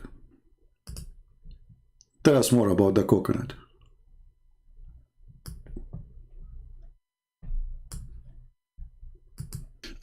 He admittedly was a victim of black magic that gave him delusional thoughts and false belief. He admitted that Satan tricked him into delivering revelations promoting polytheism. I mean, where do you see that in the prophets? Someone delivers a revelation, promotes polytheism, comes back later and says, the devil made me do it. So this is, it's not just, hey, there's not enough good evidence here, or there's not enough miracles. It's, this guy is the least reliable person in history. If I were... This is the best statement. He is the least trustworthy person in history. He's mentally ill. He's a child molester. He's a thief. He's a fornicator. He go to his son's wife and he flirt with her in the house of her husband. They are not divorced. She is under the roof of a husband. He flirt with her, and this is in your book. So when an idiot, he come and say, we have a law. Okay, shouldn't we ask who is the one who provide the law for you? We find that the law is coming from a guy who want to kill himself many times.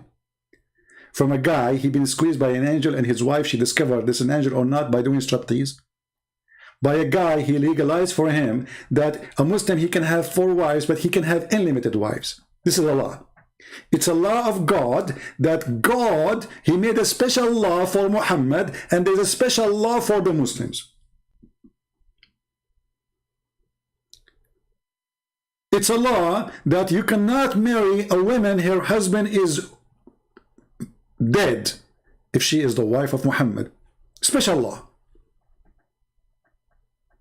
Isn't it obvious that this person is mentally ill, creating law to fit with his jealousy? He don't want any man to sleep with his wives. How come he slept with women who they are widowed, but his widowed cannot sleep with women, with men who they are alive? He's dead now. Aisha, she can't get married. Khadija, she have 2 husbands before Muhammad. Muhammad have no problem to sleep with her because she is rich. So how come when his wives became widows, they cannot marry after Muhammad?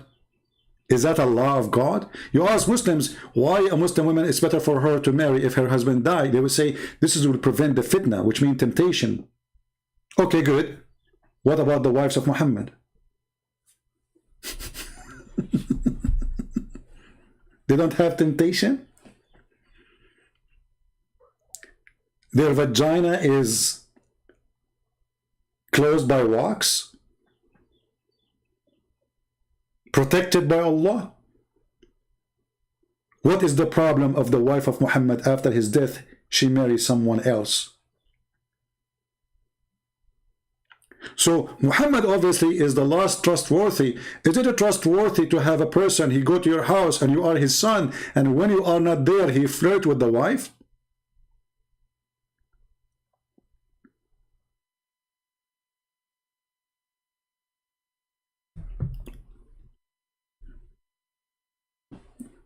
Let us go, coconut. To line up every person who's ever existed and say, who is the last person I would follow telling me about God?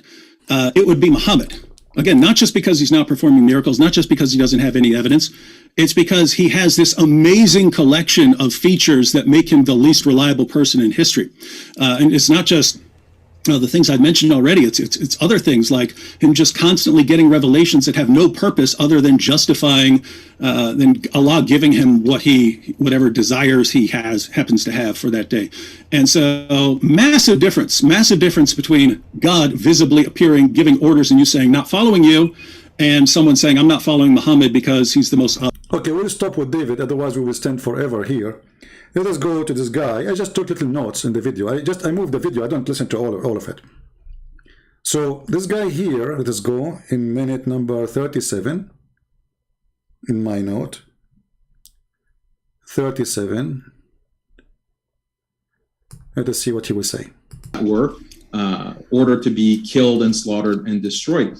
And the other point that you made is that I'm trying to attack the Old Testament for its violence. That's not my point. Like, you completely misunderstood my point, David. My point is that how are you criticizing Muhammad sallallahu alaihi wasallam and the Quran? How are you criticizing us for abiding by this religion when these things are found in the Old Testament? Can you find me where in the Old Testament it says you can go and take the wife of your son? Can you find me in the Old Testament where it says you can fornicate? This is all in your religion. Can you show me in the Old Testament where it says you can rent a woman for 3 days, 3 nights? Can you show me in the Old Testament where it says that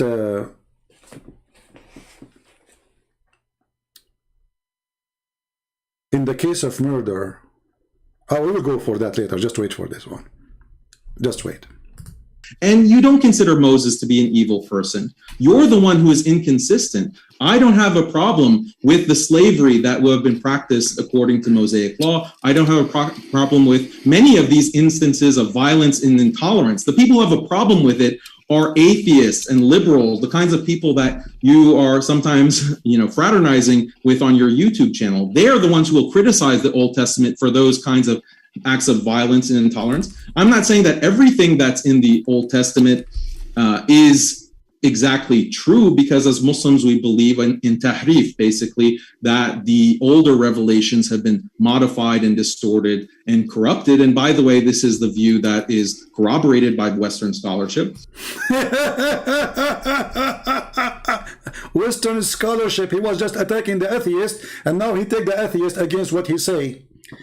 Look how the stupidity. He says, I believe as a Muslim that I don't believe in the Old Testament because it's corrupted.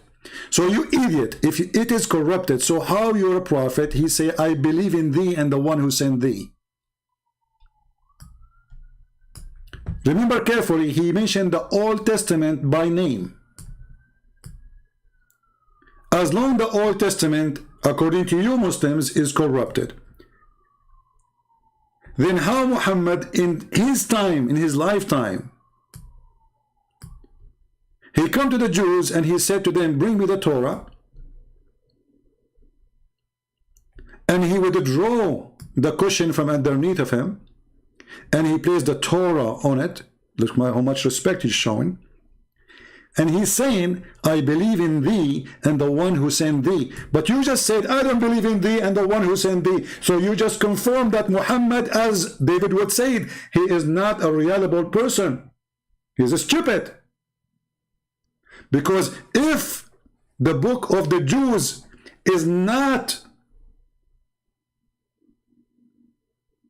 true book, it's corrupted, as you said, then how your prophet he swear by it and say, I believe in thee? One of you is a stupid. One of you is a liar. Either Muhammad, he knew it's corrupted and he's swearing by it, that will make him absolutely satanic, proving that he is a false prophet. Or Muhammad, he don't believe it's corrupted and he is swearing by it, and that will make you a corrupt liar. So which one? Here you notice the idiot. He said that the Jews, they corrupt the Torah, right? If you go and read the Quran, you will not see where it says they corrupt the Torah. It says يُحَرِّفُونَ الْكَلِمَ عَنْ مَوَاضِعِهِ. They change the location of words, and the story is the same hadith. A Jewish guy, he put his finger over the word stoning to death. He did not take the word. He placed his finger over it.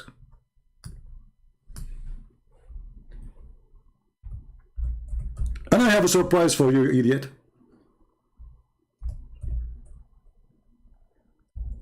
Your God Allah, he said to Muhammad, why they are asking you to be judge between them and they have the Torah?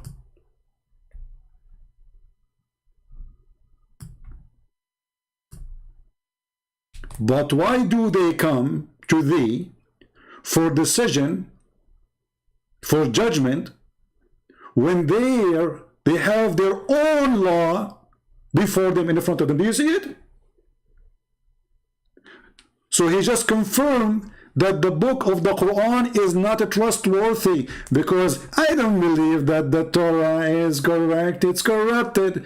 And when your God, the stupid God, he is saying to Muhammad, how come the Jews are coming to you asking you to make a judgment when they have the book of judgment, it is the Torah, and it is between their hands?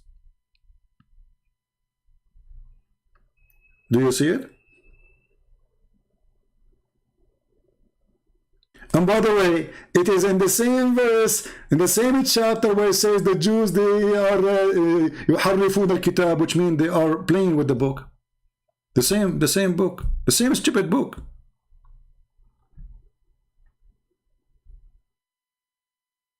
Read it.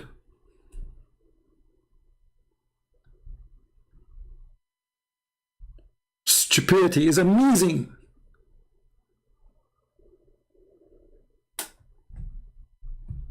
I mean, I cannot find Abdul, he have a little IQ to speak about. And actually, this, if we can call it a debate, this is a wonderful debate, because you just got your prophet busted. What more we want? The Quran confirmed the book between our hands.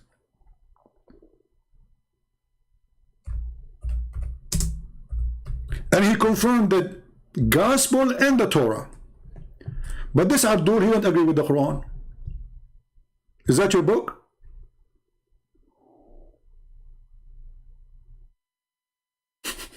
Is that your book? And as long you are making an argument that Jesus did not bring a law, if this is what the Christian adopt in the New Testament, so why you stupid God, he confirmed what Jesus brought in the gospel? And read it carefully. It says, confirming what is with them. He did not even use the word gospel, by the way. He did not even use the word Torah, which means whatever is with them. All the books with them, Allah, he confirmed. And we just showed you that Muhammad, he take an oath of it. So do the Quran confirm or does not confirm? Do you see the stupidity? And when this guy, he say and he speak that Quran and Islam brought a law, can you tell me the law of rape in the Quran? For sure there's no law, because Muhammad is a rapist. And as long the Quran is made by God and you have a law, what kind of God he changed his law every few days? Let us read together, because I want to finish this video, otherwise it's going to take forever. For whatever this guy, he said, it's a horrible for his religion, not for us. He said nothing, except he got his prophet busted. He said that the Bible is corrupt, the Torah is corrupt, his prophet, he swear by it. He said it's corrupt, and the Quran says confirm it. He says it is not to be followed when the Quran says why they are asking you about judgment when they have the book between their hands. And then we find this.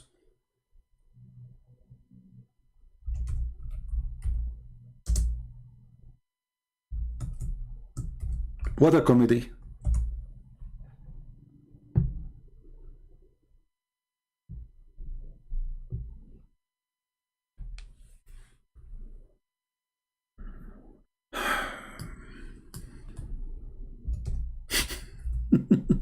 You have a book of law? You have Sharia law? Let us see. Chapter 2, verse number 106. Remember, he's talking that Muhammad, he brought a law. What is the law? Whatever verses between two bracket revelation do we abrogate or cause to be forgotten? Question. Allah, he made a law, and now he will make you forget his law. Why? Do we have any Abdul in the crowd? He can tell us how in the world such a thing happened?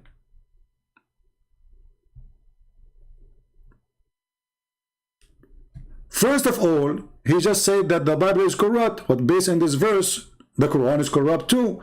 Because based on this verse, there is somebody, he make us to forget the law of God.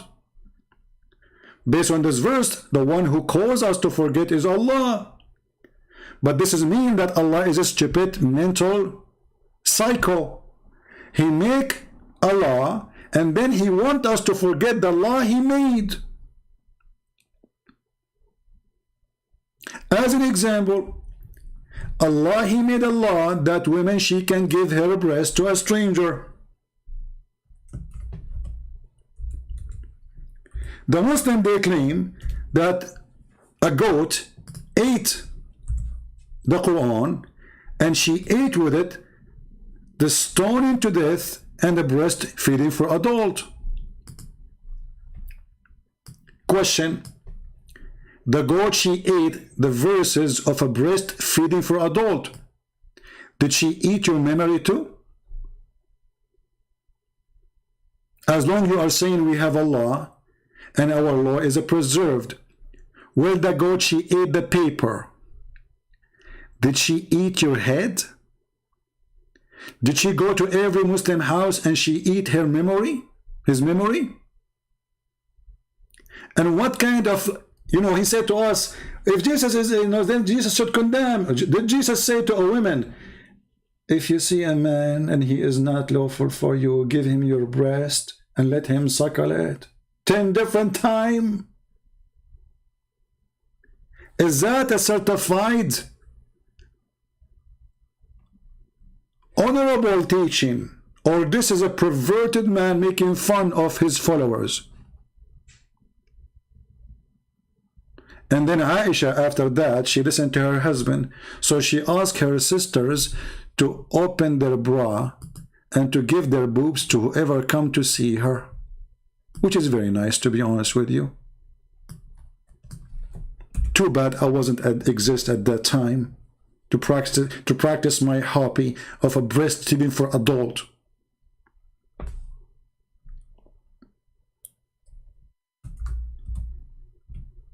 Is that a law of God? A woman, she give her boobs to a stranger? You will say, oh, this is only was a license for one. Your God, he made a license only for one woman, and it is a breastfeeding for adult? 10 times? By the way, why 10 times? What about 5 times? What about 2 times? I mean, do you think like 1 time will not do it? Like what will happen if we do, 10 times, 10 times? What about if it's 9.5? So now anyone when I come to Aisha, he have to go to her sisters and he have to suckle the sister of Aisha boobs 10 times. So when Abdul, he come to us and he say we have a prophet, he have Allah, he has God, and how he can criticize us. We go, we see how Jesus, he stand against all this garbage. What is this? Breastfeeding for adult, it's a revelation from God. Secondly, when the goat, she ate the stoning to death verses, why we cannot find it in the Quran? Is that something Muhammad, he took from the Jews, and we just showed you the verse where Muhammad, or the hadith, where Muhammad, he took the Torah and he swear by it?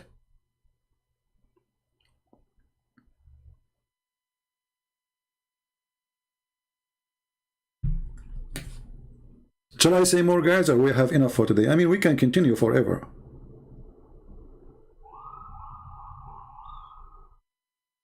You know what I mean? We can continue forever with the stupidity of those people.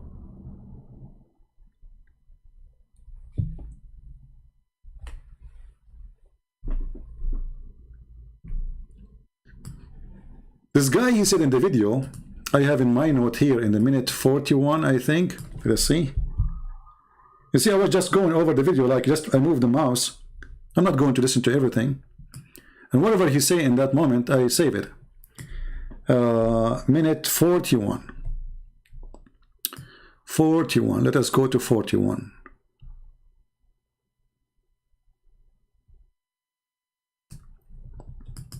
and we believe in the Torah, we believe in the revelation of the past prophets. They've just been corrupted and distorted. But And we got your prophet busted because he swear by it and the Quran confirming it and say we believe in what is between our hands. So you are stupid again. Continue. I don't have a fundamental problem with the violence there. So I think you've misunderstood my entire argument. You got it. We'll kick it over to Also, David. wait, I have 30 seconds. Can I just say one No. He just remembers something. He just remembers something. Listen carefully. more thing? Sure. Sorry. So also you cited a lot of Augustine, you cited a lot of different Christian authors. I don't think that's really relevant because I can also cite many Christian authors who said very intolerant things, and Christian emperors, Theodosius, who was very intolerant. You see here the stupidity is, I can recite Christian who say intolerant things. We are talking about God teaching. We are talking about Jesus teaching. And you are talking, okay, Christian Prince, he says something. What does this have to do with Christ? Look what he will say now. Tolerant with his policies. You have to go back to the original sources because that's how you criticize Islam. You look at the Prophet, peace be upon him. So when you're justifying just war theory and so forth, place it in Jesus's actual teachings. Thank you very much. We place it in Jesus' actual teaching and we place it in Muhammad's actual teaching. So the actual teaching of Muhammad to go and attack the tribe of Safiya, and then he killed the husband, the brother, she was a bride, and the father, and then he raped her before he left the town.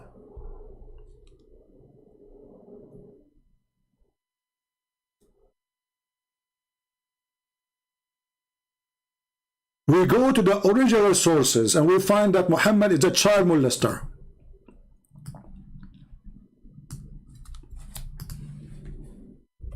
Who have a sexual desire after a child. She is 6 years old. We find that Muhammad, he encouraged his men to go after children to rape them, claiming that they are more fun. As an example, there's a story of a person, his name is Jabir, and your prophet, he asked him, why you are a rush, Jabir? Jabir, he said, oh, I am a newly married prophet. Muhammad, he said, did you marry a previously married woman or a child? The guy, he said, a previously married woman. Muhammad, he says to him, why? Why? Why you don't marry a young child so she can play with you and you can play with her? So you are right. When we want to criticize, we are not going to judge Islam by a Muslim. We are going to judge Islam by Muhammad. And we are not going to judge Christianity by me. We are going to judge Christianity by Christ. If there's anything wrong Christ did,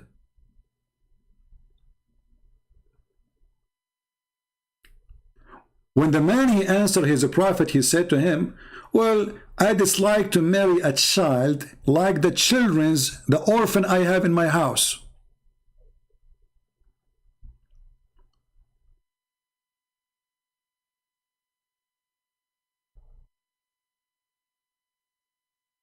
Do you know how to read?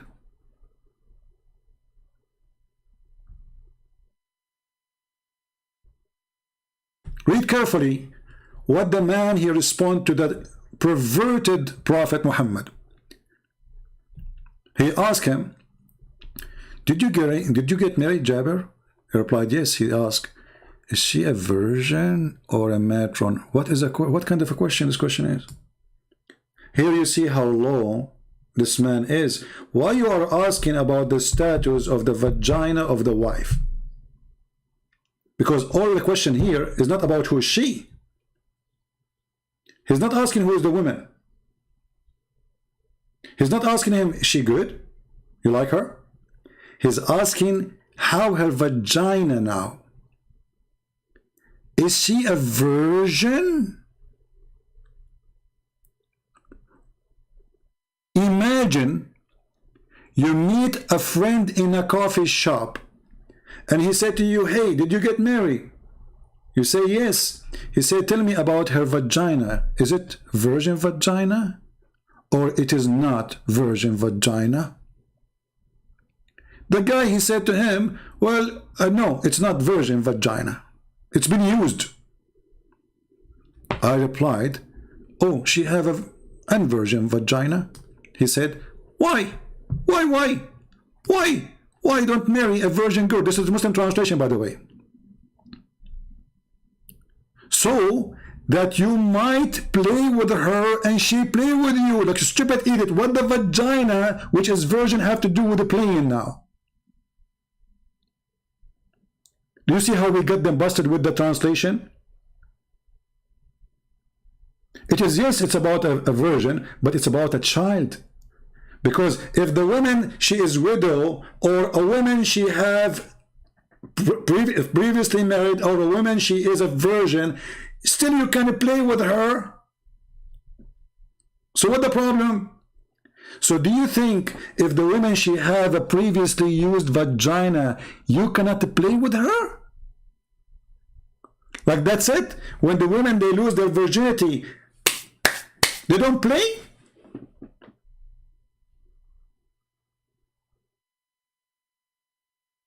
This is the religion you are trying to debate us about it? And this is the prophet who says to us, let us go to the original source.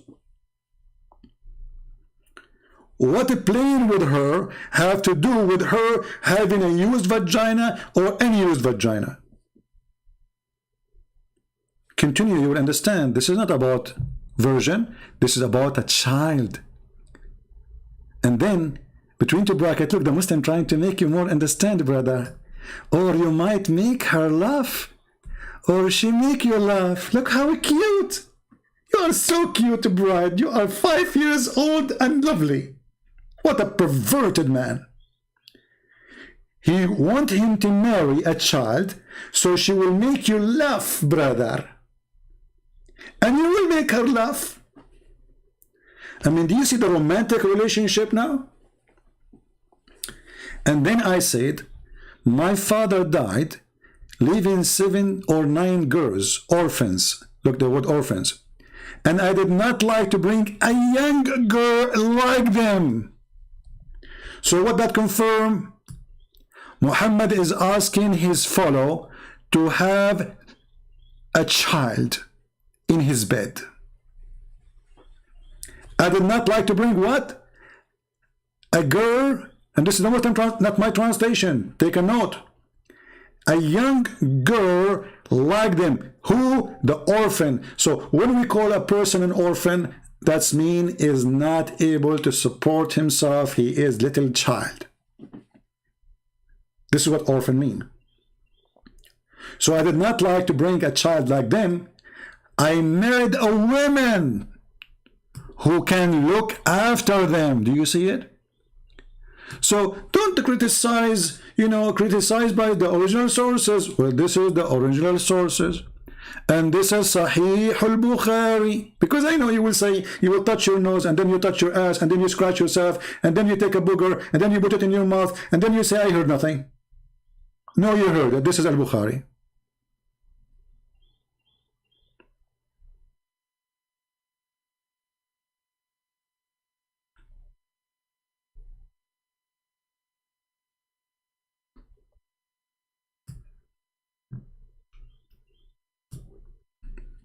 Shall I stop here? Because things will go crazy if we continue. What do you think, guys? It's enough? We have now, man, 2 hours and 4. We did not even play 5 minutes of the video.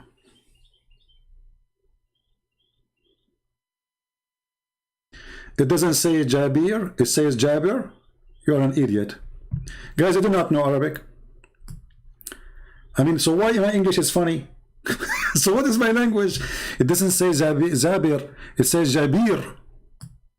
Idiot. Abdul, all those Fatha and Kasra, you added them later, and we will make a video soon about it, so everybody will laugh at the Quran. Just wait. I have a surprise for you. Big surprise. All you Muslims, you will shave your mustache, and you will move the mustache to different location in your body. Just wait for the coming video. Because yesterday somebody made a request, and I promised him to do it. And we will talk about what you are saying.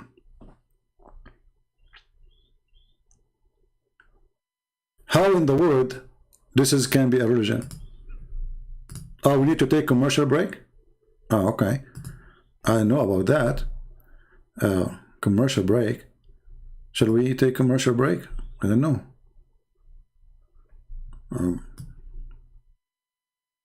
Let me ask the director, UMAD. UMAD, is it a time for commercial break? You know?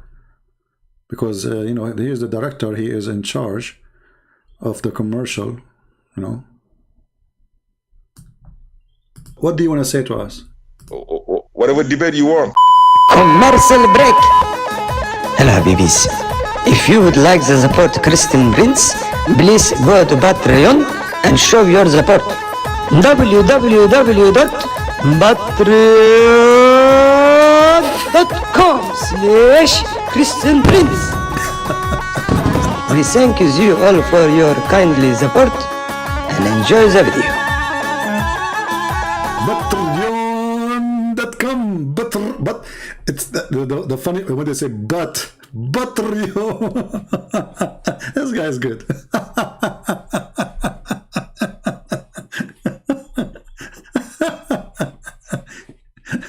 It's really priced as commercial break.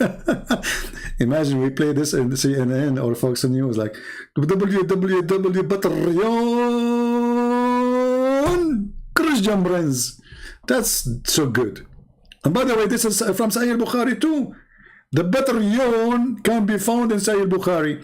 Hold on. You see, speaking about donation, have you ever heard of a God saying to the followers, give me a mortgage? Why Allah cannot make gold come from the ground? This is a verse Mimi Hijab, after he debated David Wood, he went online 2 hours after, 3 hours after actually. He did not sleep, the guy. He was so excited because now it's time to collect money. I just showed the Muslims I can debate David Wood. So he said to them, brothers, sisters, this is Ali Dawa was talking. Who is going? We are the one who is protecting Islam. 170-something thousand left Islam last year, brother. We are the one who is defending Islam. Who is going to give a mortgage? And then the Mimi Hijab, he took the microphone and he says, who is going to give Allah a beautiful loan? And then Allah will double to his credit multiple times. So we give a loan to Allah by giving it to Mimi Hijab. Do you see the fraud and the scam? What kind of God? He is begging for money. You see, if somebody says, hey guys, help us in donation, he is a human, he need to pay for gas, he need to pay for food, he need to make living. This is Allah. So Allah is, who is going to give Allah a mortgage? So Allah will give him, okay, is that a metaphorical? No, it's a money. And Muhammad, he promised those who gave him mortgage, which is he will not pay back, that he will be in a corner lot in heaven. He promised them heaven. You see, the Muslim, they say to you that the Pope of the Catholic, he promised people like in a certain time to go to heaven if they give money. And he gave them his signature. This is in the Quran. And this is a fake news.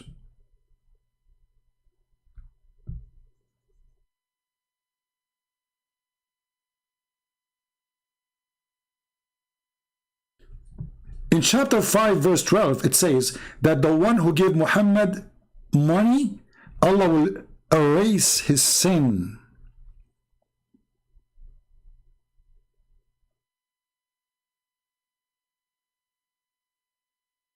And this is supposed it was given to the Jews. So according to Islam, the one, you know, erasing sin started with the Jews. If you pay money, Allah erase your sin.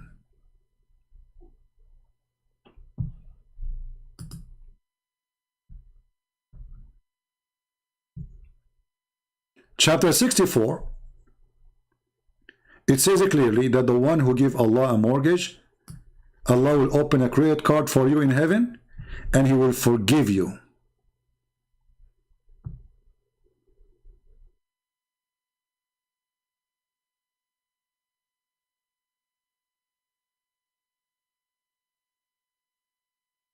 Well, my friend, I did not hear the whole I don't call this dude. Those are kids.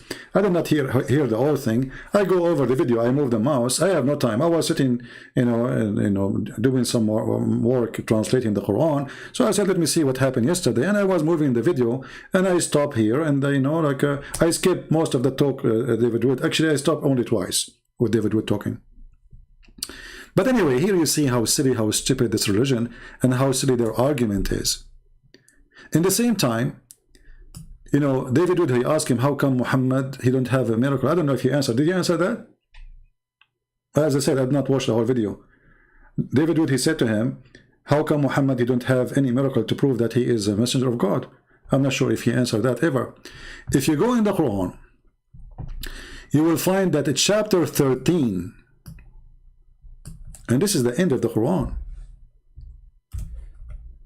Chapter 13, by the way, somebody might say, well, it says chapter 13, so how this is in the end of the Quran?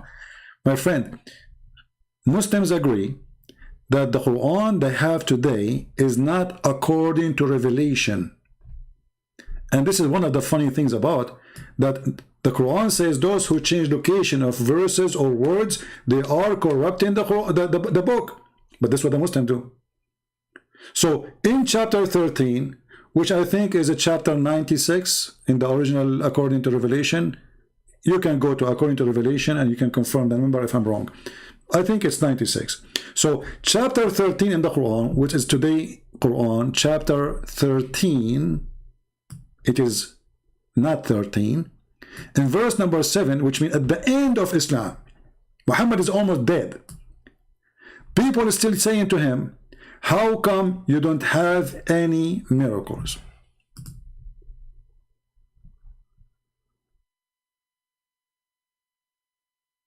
Right?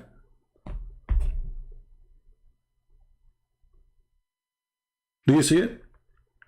So Muhammad now, he spent all his life claiming to be a messenger. And yet Muhammad, he have zero miracle.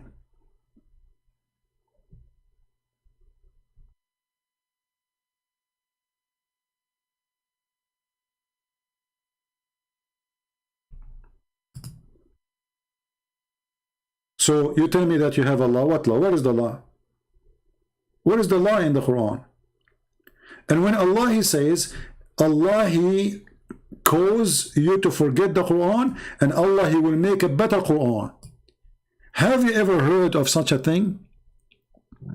When we speak about Muhammad, he have a law, violence law or not violence law, who care?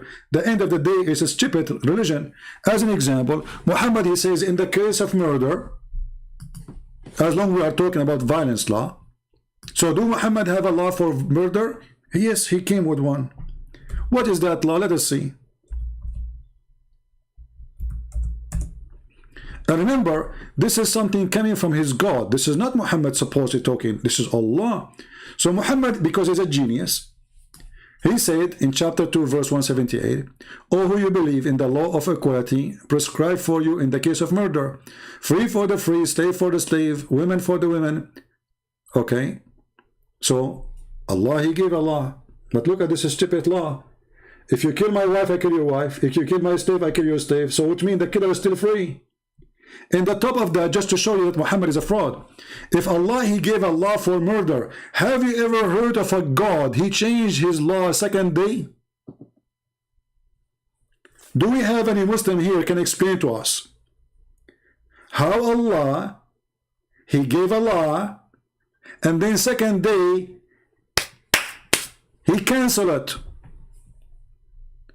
Is your God Allah Joe Biden, he forgot?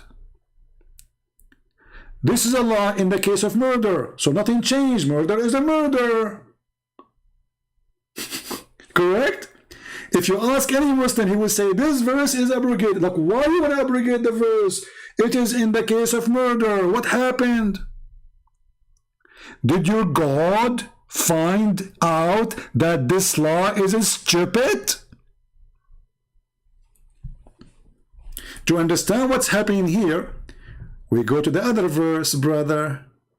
Chapter 2, verse 106, brother. And then, brother, we go to the interpretation of the Quran, brother. Shall we do that, brother? Let us go there, brother. Okay. You like my accent, don't you? Like, come on, face it. So, chapter 2, verse 106. What is happening here?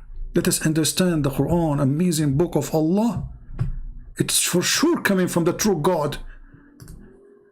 You will not believe it how important this story is. Look what Muhammad was doing. Remember, Muhammad have Allah, and Allah is coming from his God. But what Muhammad do, he give Allah in the morning, he changed his mind afternoon. When the disbelievers began to dared the matter of obligation, saying that one day Muhammad he enjoined his companion to one thing, then the next day he forbid it.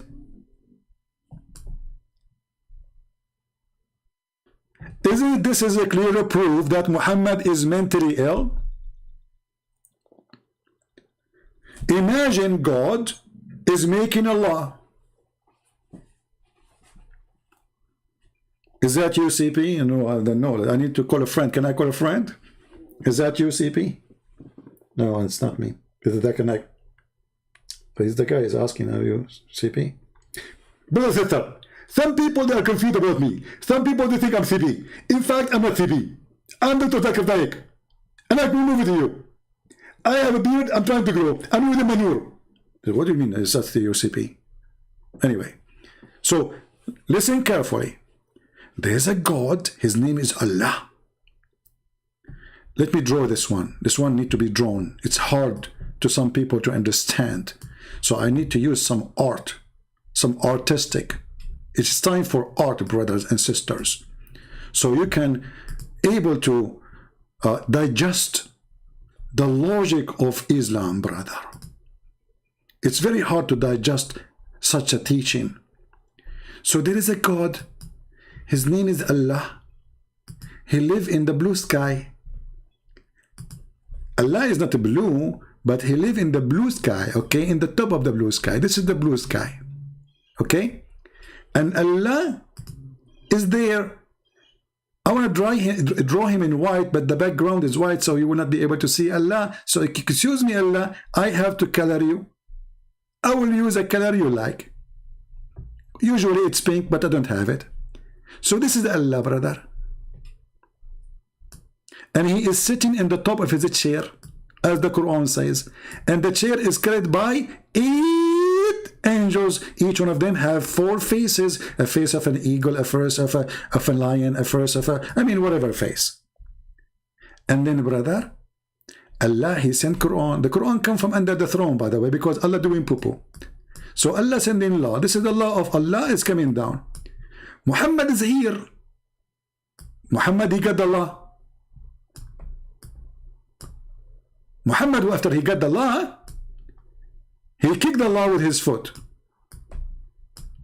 He have 2 foot, Muhammad. This is the first law. He cook it and he throw it at the Jews. The Jews are here. And this is the Prophet Muhammad Salah. So the Prophet, he kick the first law, goal. Okay.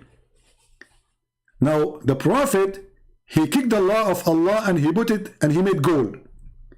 But the Prophet later, he said to himself, you know what, this goal was not my goal.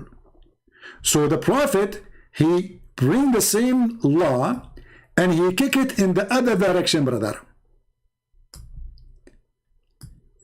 And now it is time to throw it out of the football stadium. Goal! This is how Allah, he abrogate the law second morning. So Allah, he sent the law, and this law, Muhammad, he don't like it. People don't like it. It's a stupid law. So what we do? We send it in the morning, we abrogate it in the second day. Isn't it this is fantastic, Prophet? I mean, the law did not even live to the second day. Do you think Allah, He wrote His law in beef, and Muhammad was afraid that the law will decay? And those people, they are saying to us, we have a prophet. You will give $70 million for my art? My friend, if you don't make it right now, 38 million, I'm going to ask Allah to send Allah in the top of you, kick your ass and send you to wherever, whatever, What 37 million? All this beautiful art for 37, and why 37? What's wrong with you, man? Why you stuck? You have to say, you have to give us a holy number, like 72. 72 millions. What's wrong with people? Appreciate the art. Look at this. I mean, who can do this? Look at it. I drew it for you, Allah and Muhammad and the law and the goal and Muhammad Salah all in one drawing. It take me 2 minutes. Go and ask any artist. It's going to take them years to finish one art. Very easy for me. I'm gifted when it's come to drawing. You can tell, And look at this line. This is the sky. Look at the sky here. Just maybe you did not get attention because maybe your vision is not good. Look at this sky. Did you see here? There's a first curve. Okay, this is a bend in the sky because Muhammad, mother-in-law, she said there. She's heavy duty. Did you see the second curve? This is where Muhammad himself is sitting. It is less curvy because he is less big. Here you notice it is straight. Why? Because the ass of Allah is flat. And I changed any Muslim to say, I'm making things up, challenge me. How the ass of Allah look like? We go to the hadith.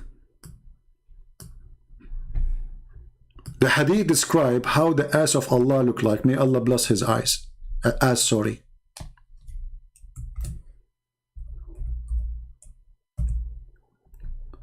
Read, Abdul, read. This is your God describing how his ass is. The Prophet said, I have told you so much about Allah the Dajjal, the Antichrist, and I am afraid that you may not understand. Look, Muhammad is afraid now. Don't, Muhammad, you are brave. Come on, don't be afraid. Christian Prince, he's not afraid from war. He's afraid that his followers are a bunch of idiots and they won't understand. Okay, I agree with you. The Antichrist is short, hinted, woolly-haired, one-eyed, and an eye sightless, neither protruding nor deep-seated. Do you see the word deep-seated? Take a note here. Later we will find that the deep-seated guy is exactly how Allah looked like, except the eye is different. Read carefully. If you are confused about him, know that your Lord is not one-eyed. So what the only difference is? Allah, brother, is short. Number one, he is hinted. I don't know if I'm saying the word correctly, excuse me. He is woolly-haired. And then he confirmed that he is not one-eyed, which means he has two eyes. And he is neither protruding or nor deep-seated. So he's not deep-seated. This is the description of your God. Prove me wrong.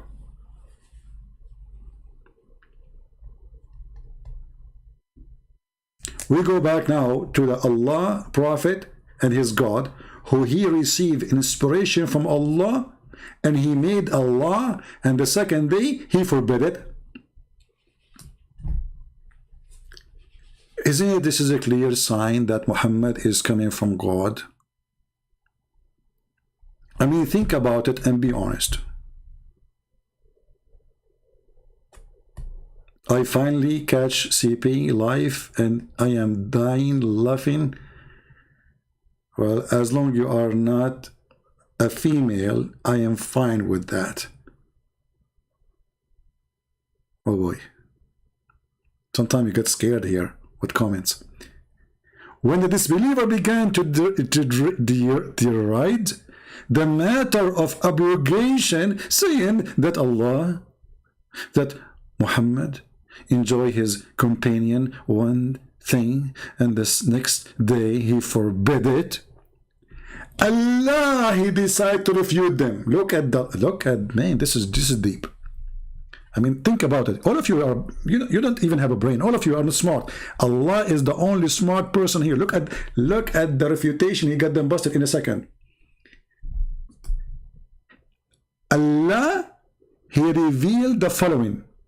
And whatever verse is the conditional particle and has been revealed containing a judgment to abrogate either together or with its recite or not with the only judgment, but it is ritual continues. What the heck is that? I mean, and you ask me why Sam Shamoun, he lost his hair? Because he was reading this. Sam Shamoun is so smart person. He was looking at it. He said, hey Sam, stop looking at this verse. I came after 2 hours. I found some hair in his shoulders. I said, Sam, do you want to go out, go somewhere? He said, no, I need to think about this. This is very deep. I came 3 hours after. I found half his hair is gone. I said, Sam Shamoun, you need to go out. It's time to leave, man. He said, no, look at this. I was afraid that he will convert to Islam. But it's his hair who converted to Islam. His hair left his head. After he heard this, he saw this. He said to himself, like, his hair was looking and like, wow. And you know when you say wow, hair will come from your head, you know. Try it right now. Go to the mirror, say wow, but big. Like, you have to say big wow because this is big, you know. This is not like a small wow, you know. It's not like a cat mean meow. It have to be a very big, extremely big. So he looked this and like, what is this? It God revealed, and whatever verse is a conditional particle. What is that? That has been revealed. The verse containing a judgment. We abrogate either together or it is recital or not. That only is judgment, but its recite continues.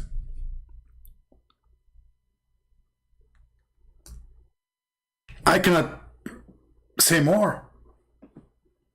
I mean, how many of you is in love with the wisdom of this God who sent a verse in the morning containing a judgment and law, and second day Allah he decide forget. And actually, if you go to the verse, it's even more hilarious because the verse says that Allah is going to compete with Allah and he will make Quran better than the Quran of Allah, which is previously made by Allah. Should I draw this one too? Okay, hold on, let me draw it for you. Because here it says, read carefully. We bring a better one or similar. Oh, look, what the heck? That's beyond intelligence. This is supreme intelligence. Allah will make us forget the Quran. He will cause us to forget the Quran. And the purpose, brother, to bring something better or similar. I will explain to you because all of you are kuffar and you have no idea how amazing Allah is. Time for art.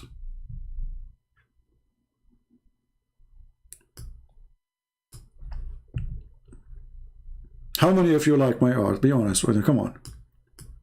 By the way, I was the #1 in my classroom in everything, in mathematics, physics, English. I don't want to mention the English because I was the top in English. So everything. But I forgot to tell you, I was the only student in the classroom because all the rest of the kids, they run away.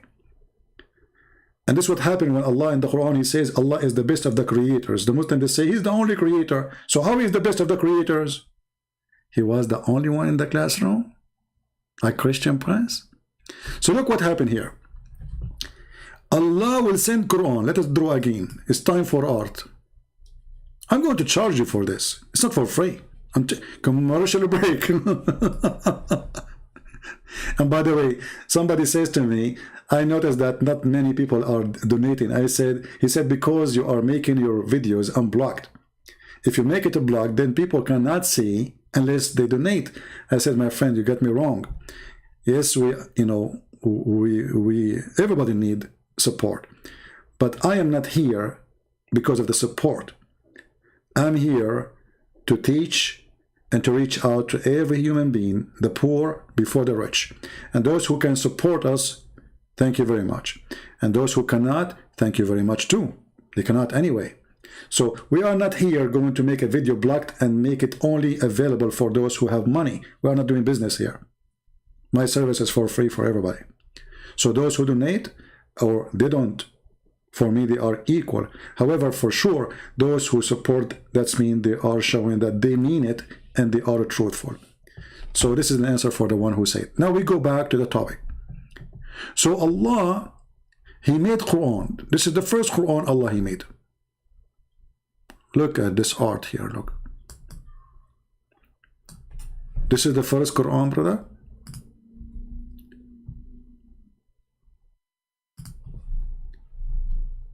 Page number 1, page number 2. We open the Quran. The Quran is open now. And then Allah, He made a second Quran. Why Allah He made a second Quran? Because Allah, He want to make Quran better than the first Quran. Or similar. Okay, Abdul. So this is Quran A.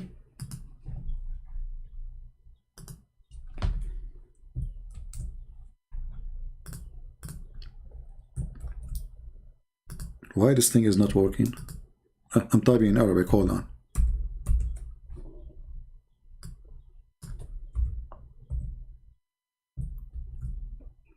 This is Quran A.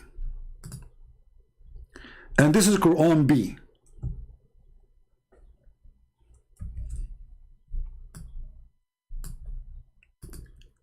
The reason Allah He made Quran A, because Muhammad He needs Quran right now.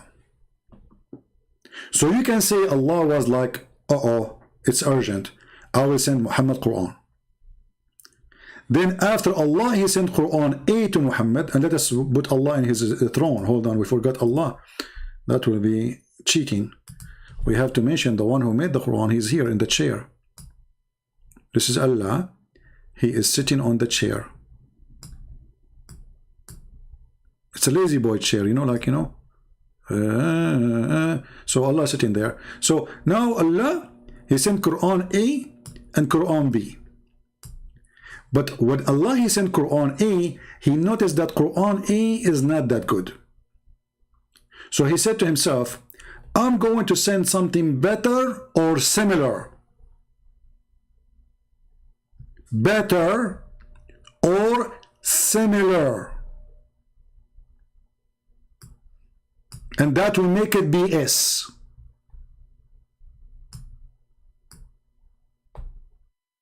Quran. Think about it. The new BS Quran, better or similar, Allah proving to us that He is going to make Quran, which is BS Quran, better than the previous Quran. Which means Allah, He is not Allah, because Allah Quran should be always perfect. But Allah, He found that His first Quran is better, and is not better. He need to fix it. So He decided to make Quran, which is BS, better or similar. Don't take it wrong. I'm not meaning anything, by the way, BS. Okay, hello. Come on. So BS Quran was to fix the previous Quran, which Allah He sent just yesterday. I mean, do you see how fast the connection between Muhammad and his God? The God He sent the Quran yesterday, Allah He sent the BS Quran to fix the previous Quran, because the previous Quran is not good as the second Quran. What is making it more stupid is going to send a similar Quran. So why you are for abrogating the first Quran if it's a similar Quran?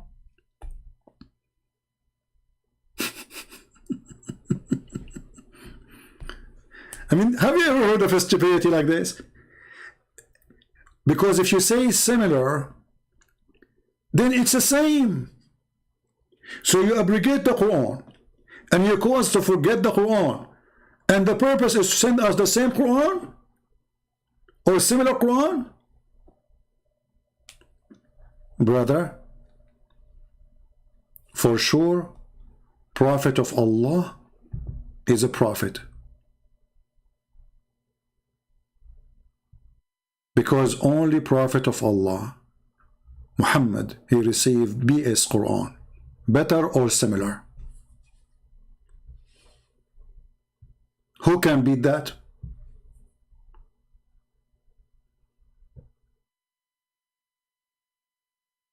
Nobody.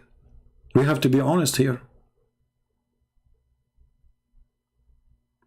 Yeah, exactly. It takes the angels 1,000 years to deliver a message, to go up 1,000, to go down 2,000 years. So how Muhammad received an order by the morning, and then second day he received different order opposing? Remember, it's not just different order, it is the opposite order, canceling the first one and getting a new one which is opposing the first one. When I say stupidity is amazing, we mean it. And you have to accept it. So I'm going to stand here because this will be endless. I mean, we stop here better than keep going. Otherwise, we will stay here for the coming, 10 hours. Yesterday, I stayed for 4 hours in the same day. I mean, we did not even pass 24 hours. And now we are doing another 2 and 36 minutes. So I better stop here with the BS Quran. And from now on, you know, if you say to a Muslim a BS Quran, he said to you, why you are insulting? Show him the reference. It's your God who said, brother, Allah will make better and similar. This is the BS Quran. Which reference? Chapter 2, verse 106. 10. Hamburger. Muhammad is the one who want to teach us Arabic, but his Arabic is horrible. His book is God. Even his God, he agree that he have sent a horrible book, and he is going to cause. And look at the cheating here. He wants you to forget so you don't remember how stupid it was. I wish I can do that, man, because sometimes we do stupid things to ourselves too. Imagine, like, you know, let us say you are married and you do a stupid thing, whatever thing, and now what your wife, she is angry from you, and now you have a control. You make her forget what you did. Man, that's so good. Especially if your mother-in-law is behind your wife now. You look at them both and you control them. Forget what I said. And you say to your wife, hey honey, did you hear what I said 5 minutes ago? She said, you were not here. You were here? She forgot everything. And now you can give her a better Quran from what she heard 5 minutes ago. And that the new Quran you will give her is the BS. So with the BS Quran, we say to you, thank you for being here. And I hope you will not have a BS weekend, because we have enough BS Muhammad. And and we don't want to end with let us go Brandon. We want to end with the commercial break maybe, because that is more legal. And by the way, this guy who is telling us about Allah and the law of Allah and Muhammad is a prophet of Allah, I am worried, brother, because soon I'm going to go to the bathroom. I'm not sure what I will do there. I can tell you later, but it is kind of interesting. It says, yeah, when you give the adhan, the shaitan, he not only runs, but the hadith says, lahu durat. You know what durat is? Durat is... Now I just taught you something through Allah, how to make fart using your hand. So I want every one of you, get your children and practice something according to Allah is lawful. You put your mouth on your hand.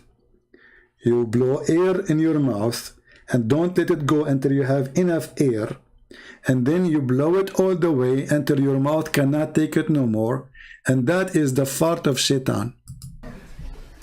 He runs, and as he's running, his fart comes out. Hey brother, is that the fart of this guy was debating David Wood, or this is different standard of fart? I'm just asking. I'm not making this the hadith. He's not making it. This is hadith, the prophet, the scientist, the logic, the religion, the God. Allah, he told Muhammad this message. He said, how Muhammad knew this? Allah, should I draw this one too? Allah, he sent a message to Prophet Muhammad. He says, Muhammad, urgent, urgent, urgent. Muhammad, he opened, he says in the top secret, fart information.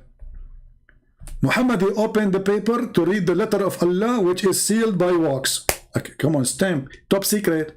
He opened and it shows him how Shaitan he fought. And then now the Prophet, he knew that Shaitan he fought when Muslim they pray to Allah. And listen to the ahadith, like you first, you know what the deen is about. The deen is about getting the Shaitan away from you. So you go into the toilet, Bismillahi Allahumma inni a'udhu bika min al-khubuthi wal khaba'ith. Brother, is that abrogated law? Or we can still use it, like when we go to the bathroom? Because as you see your Prophet, he says something in the morning, he changes. Is that a law or a rule work for morning poo-poo or afternoon poo-poo?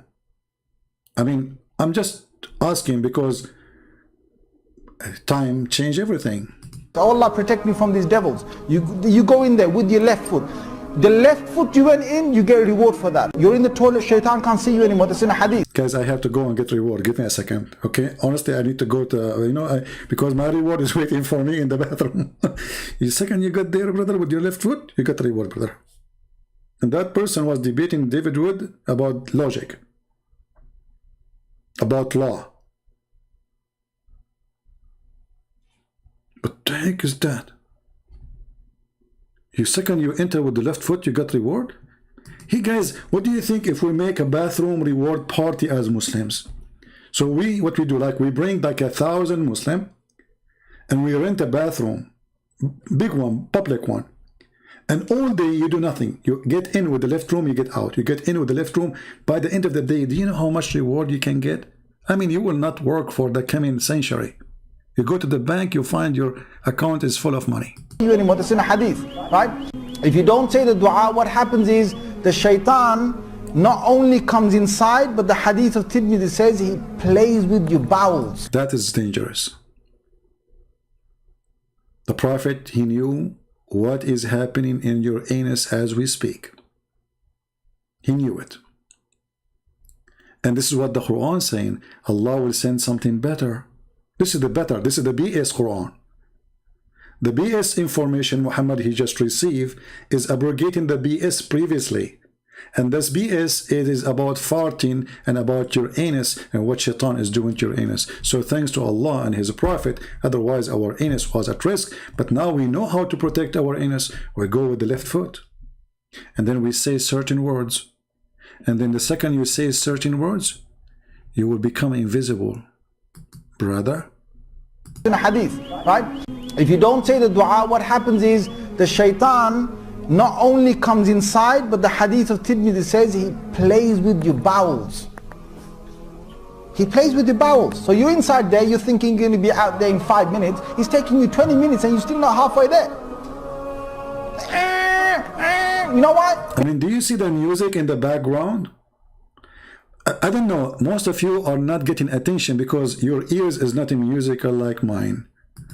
I'm thinking to convert to Islam just because of the music. Like, what is that? I mean, look at the music they put in the background. Like, what is that? Allahumma inni a'udhu bika min al-khubuthi wal khaba'ith. So Allah protect me from these devils. You go in there with your left foot. The left foot you went in, you get a reward for that. You're in the toilet, Shaitan can't see you anymore. He can't see you. You become invisible. This is what happened. I went last time to get my new gun license. I went inside and I made a mistake. I entered to the government building with the left foot. They call me. They call my number. And I went there, I sit in the chair in front of the lady there, and she kept calling me. She could not see me, brother. And I was saying, like, I'm here, I'm here. She heard my voice, she was looking, where's the guy? Where is the guy? I said, I'm sitting in front of you. And she was looking like, where? I said, I am in front of you. And then she extended her hand, and she, you know, I mean, she don't mean it. She put her finger in my nose, because this is where the voice is coming from, my nose, not because after you became invisible, the only things is working is the holes in your nose, you know, so the voice comes from there. So I was saying, I'm here, you know. So I became invisible. She did not saw me. I said, how? She got scared. She said, are you a genie or something? I said, I'm not a genie, and I am not in the ball. She said, prove it. So I had to get out, entering again, but this time not with the left foot. And I told her, this is me. She could not believe it. And by the way, she became a Muslim now. This is a true story. I have witnesses. You know, I have witnesses. I mean, I can give you their names. They are like 1,000 witnesses, but I forgot their names because Allah, He gave me the BS Quran. So the second you enter the bathroom with the left foot, I mean, I cannot get over those videos. I have to use them every day.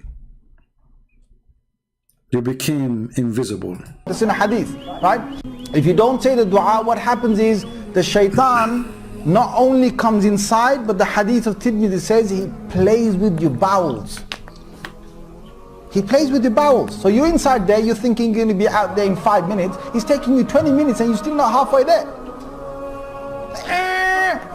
You know why? Because shaitan is going, ooh, la la. See, the hadith told you, the hadith. I mean, the hadith said what we can say. So I think it's better to stop here, because as you see, Islam logic is behind any logic. Muslims are always right. Allah, He make a Quran, and then He abrogate the Quran, and then Allah, He confirm the Bible, and then the Muslim deny the Bible, and then Allah, He says, I confirm what is between their hands, and then the Muslim, they say the Bible is corrupted, and then Muhammad, he grabbed the Torah and he swear by the Torah, and then Abdul, he will say to you the Torah is corrupt, and Muhammad, he is respecting the Torah and taking oath in the Torah because it's corrupt, brother. And it's very confirmed, brother, that everything in the Bible is not true, including the crucifixion, to the point that the Quran witness that the Christian, they saw Jesus on the cross.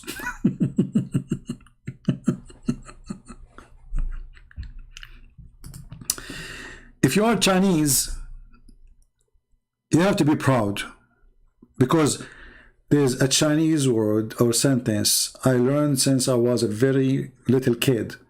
I cannot forget about it. It's stuck with me. He left as a donkey. He never came back as a horse. So if you think you can make Muhammad a horse, you are dreaming. Thank you for being here. May the Lord bless you all. Download my video, share it. It's for you. Take care and God bless. Christ is Lord. Islam is false. And God bless you. Have a great weekend.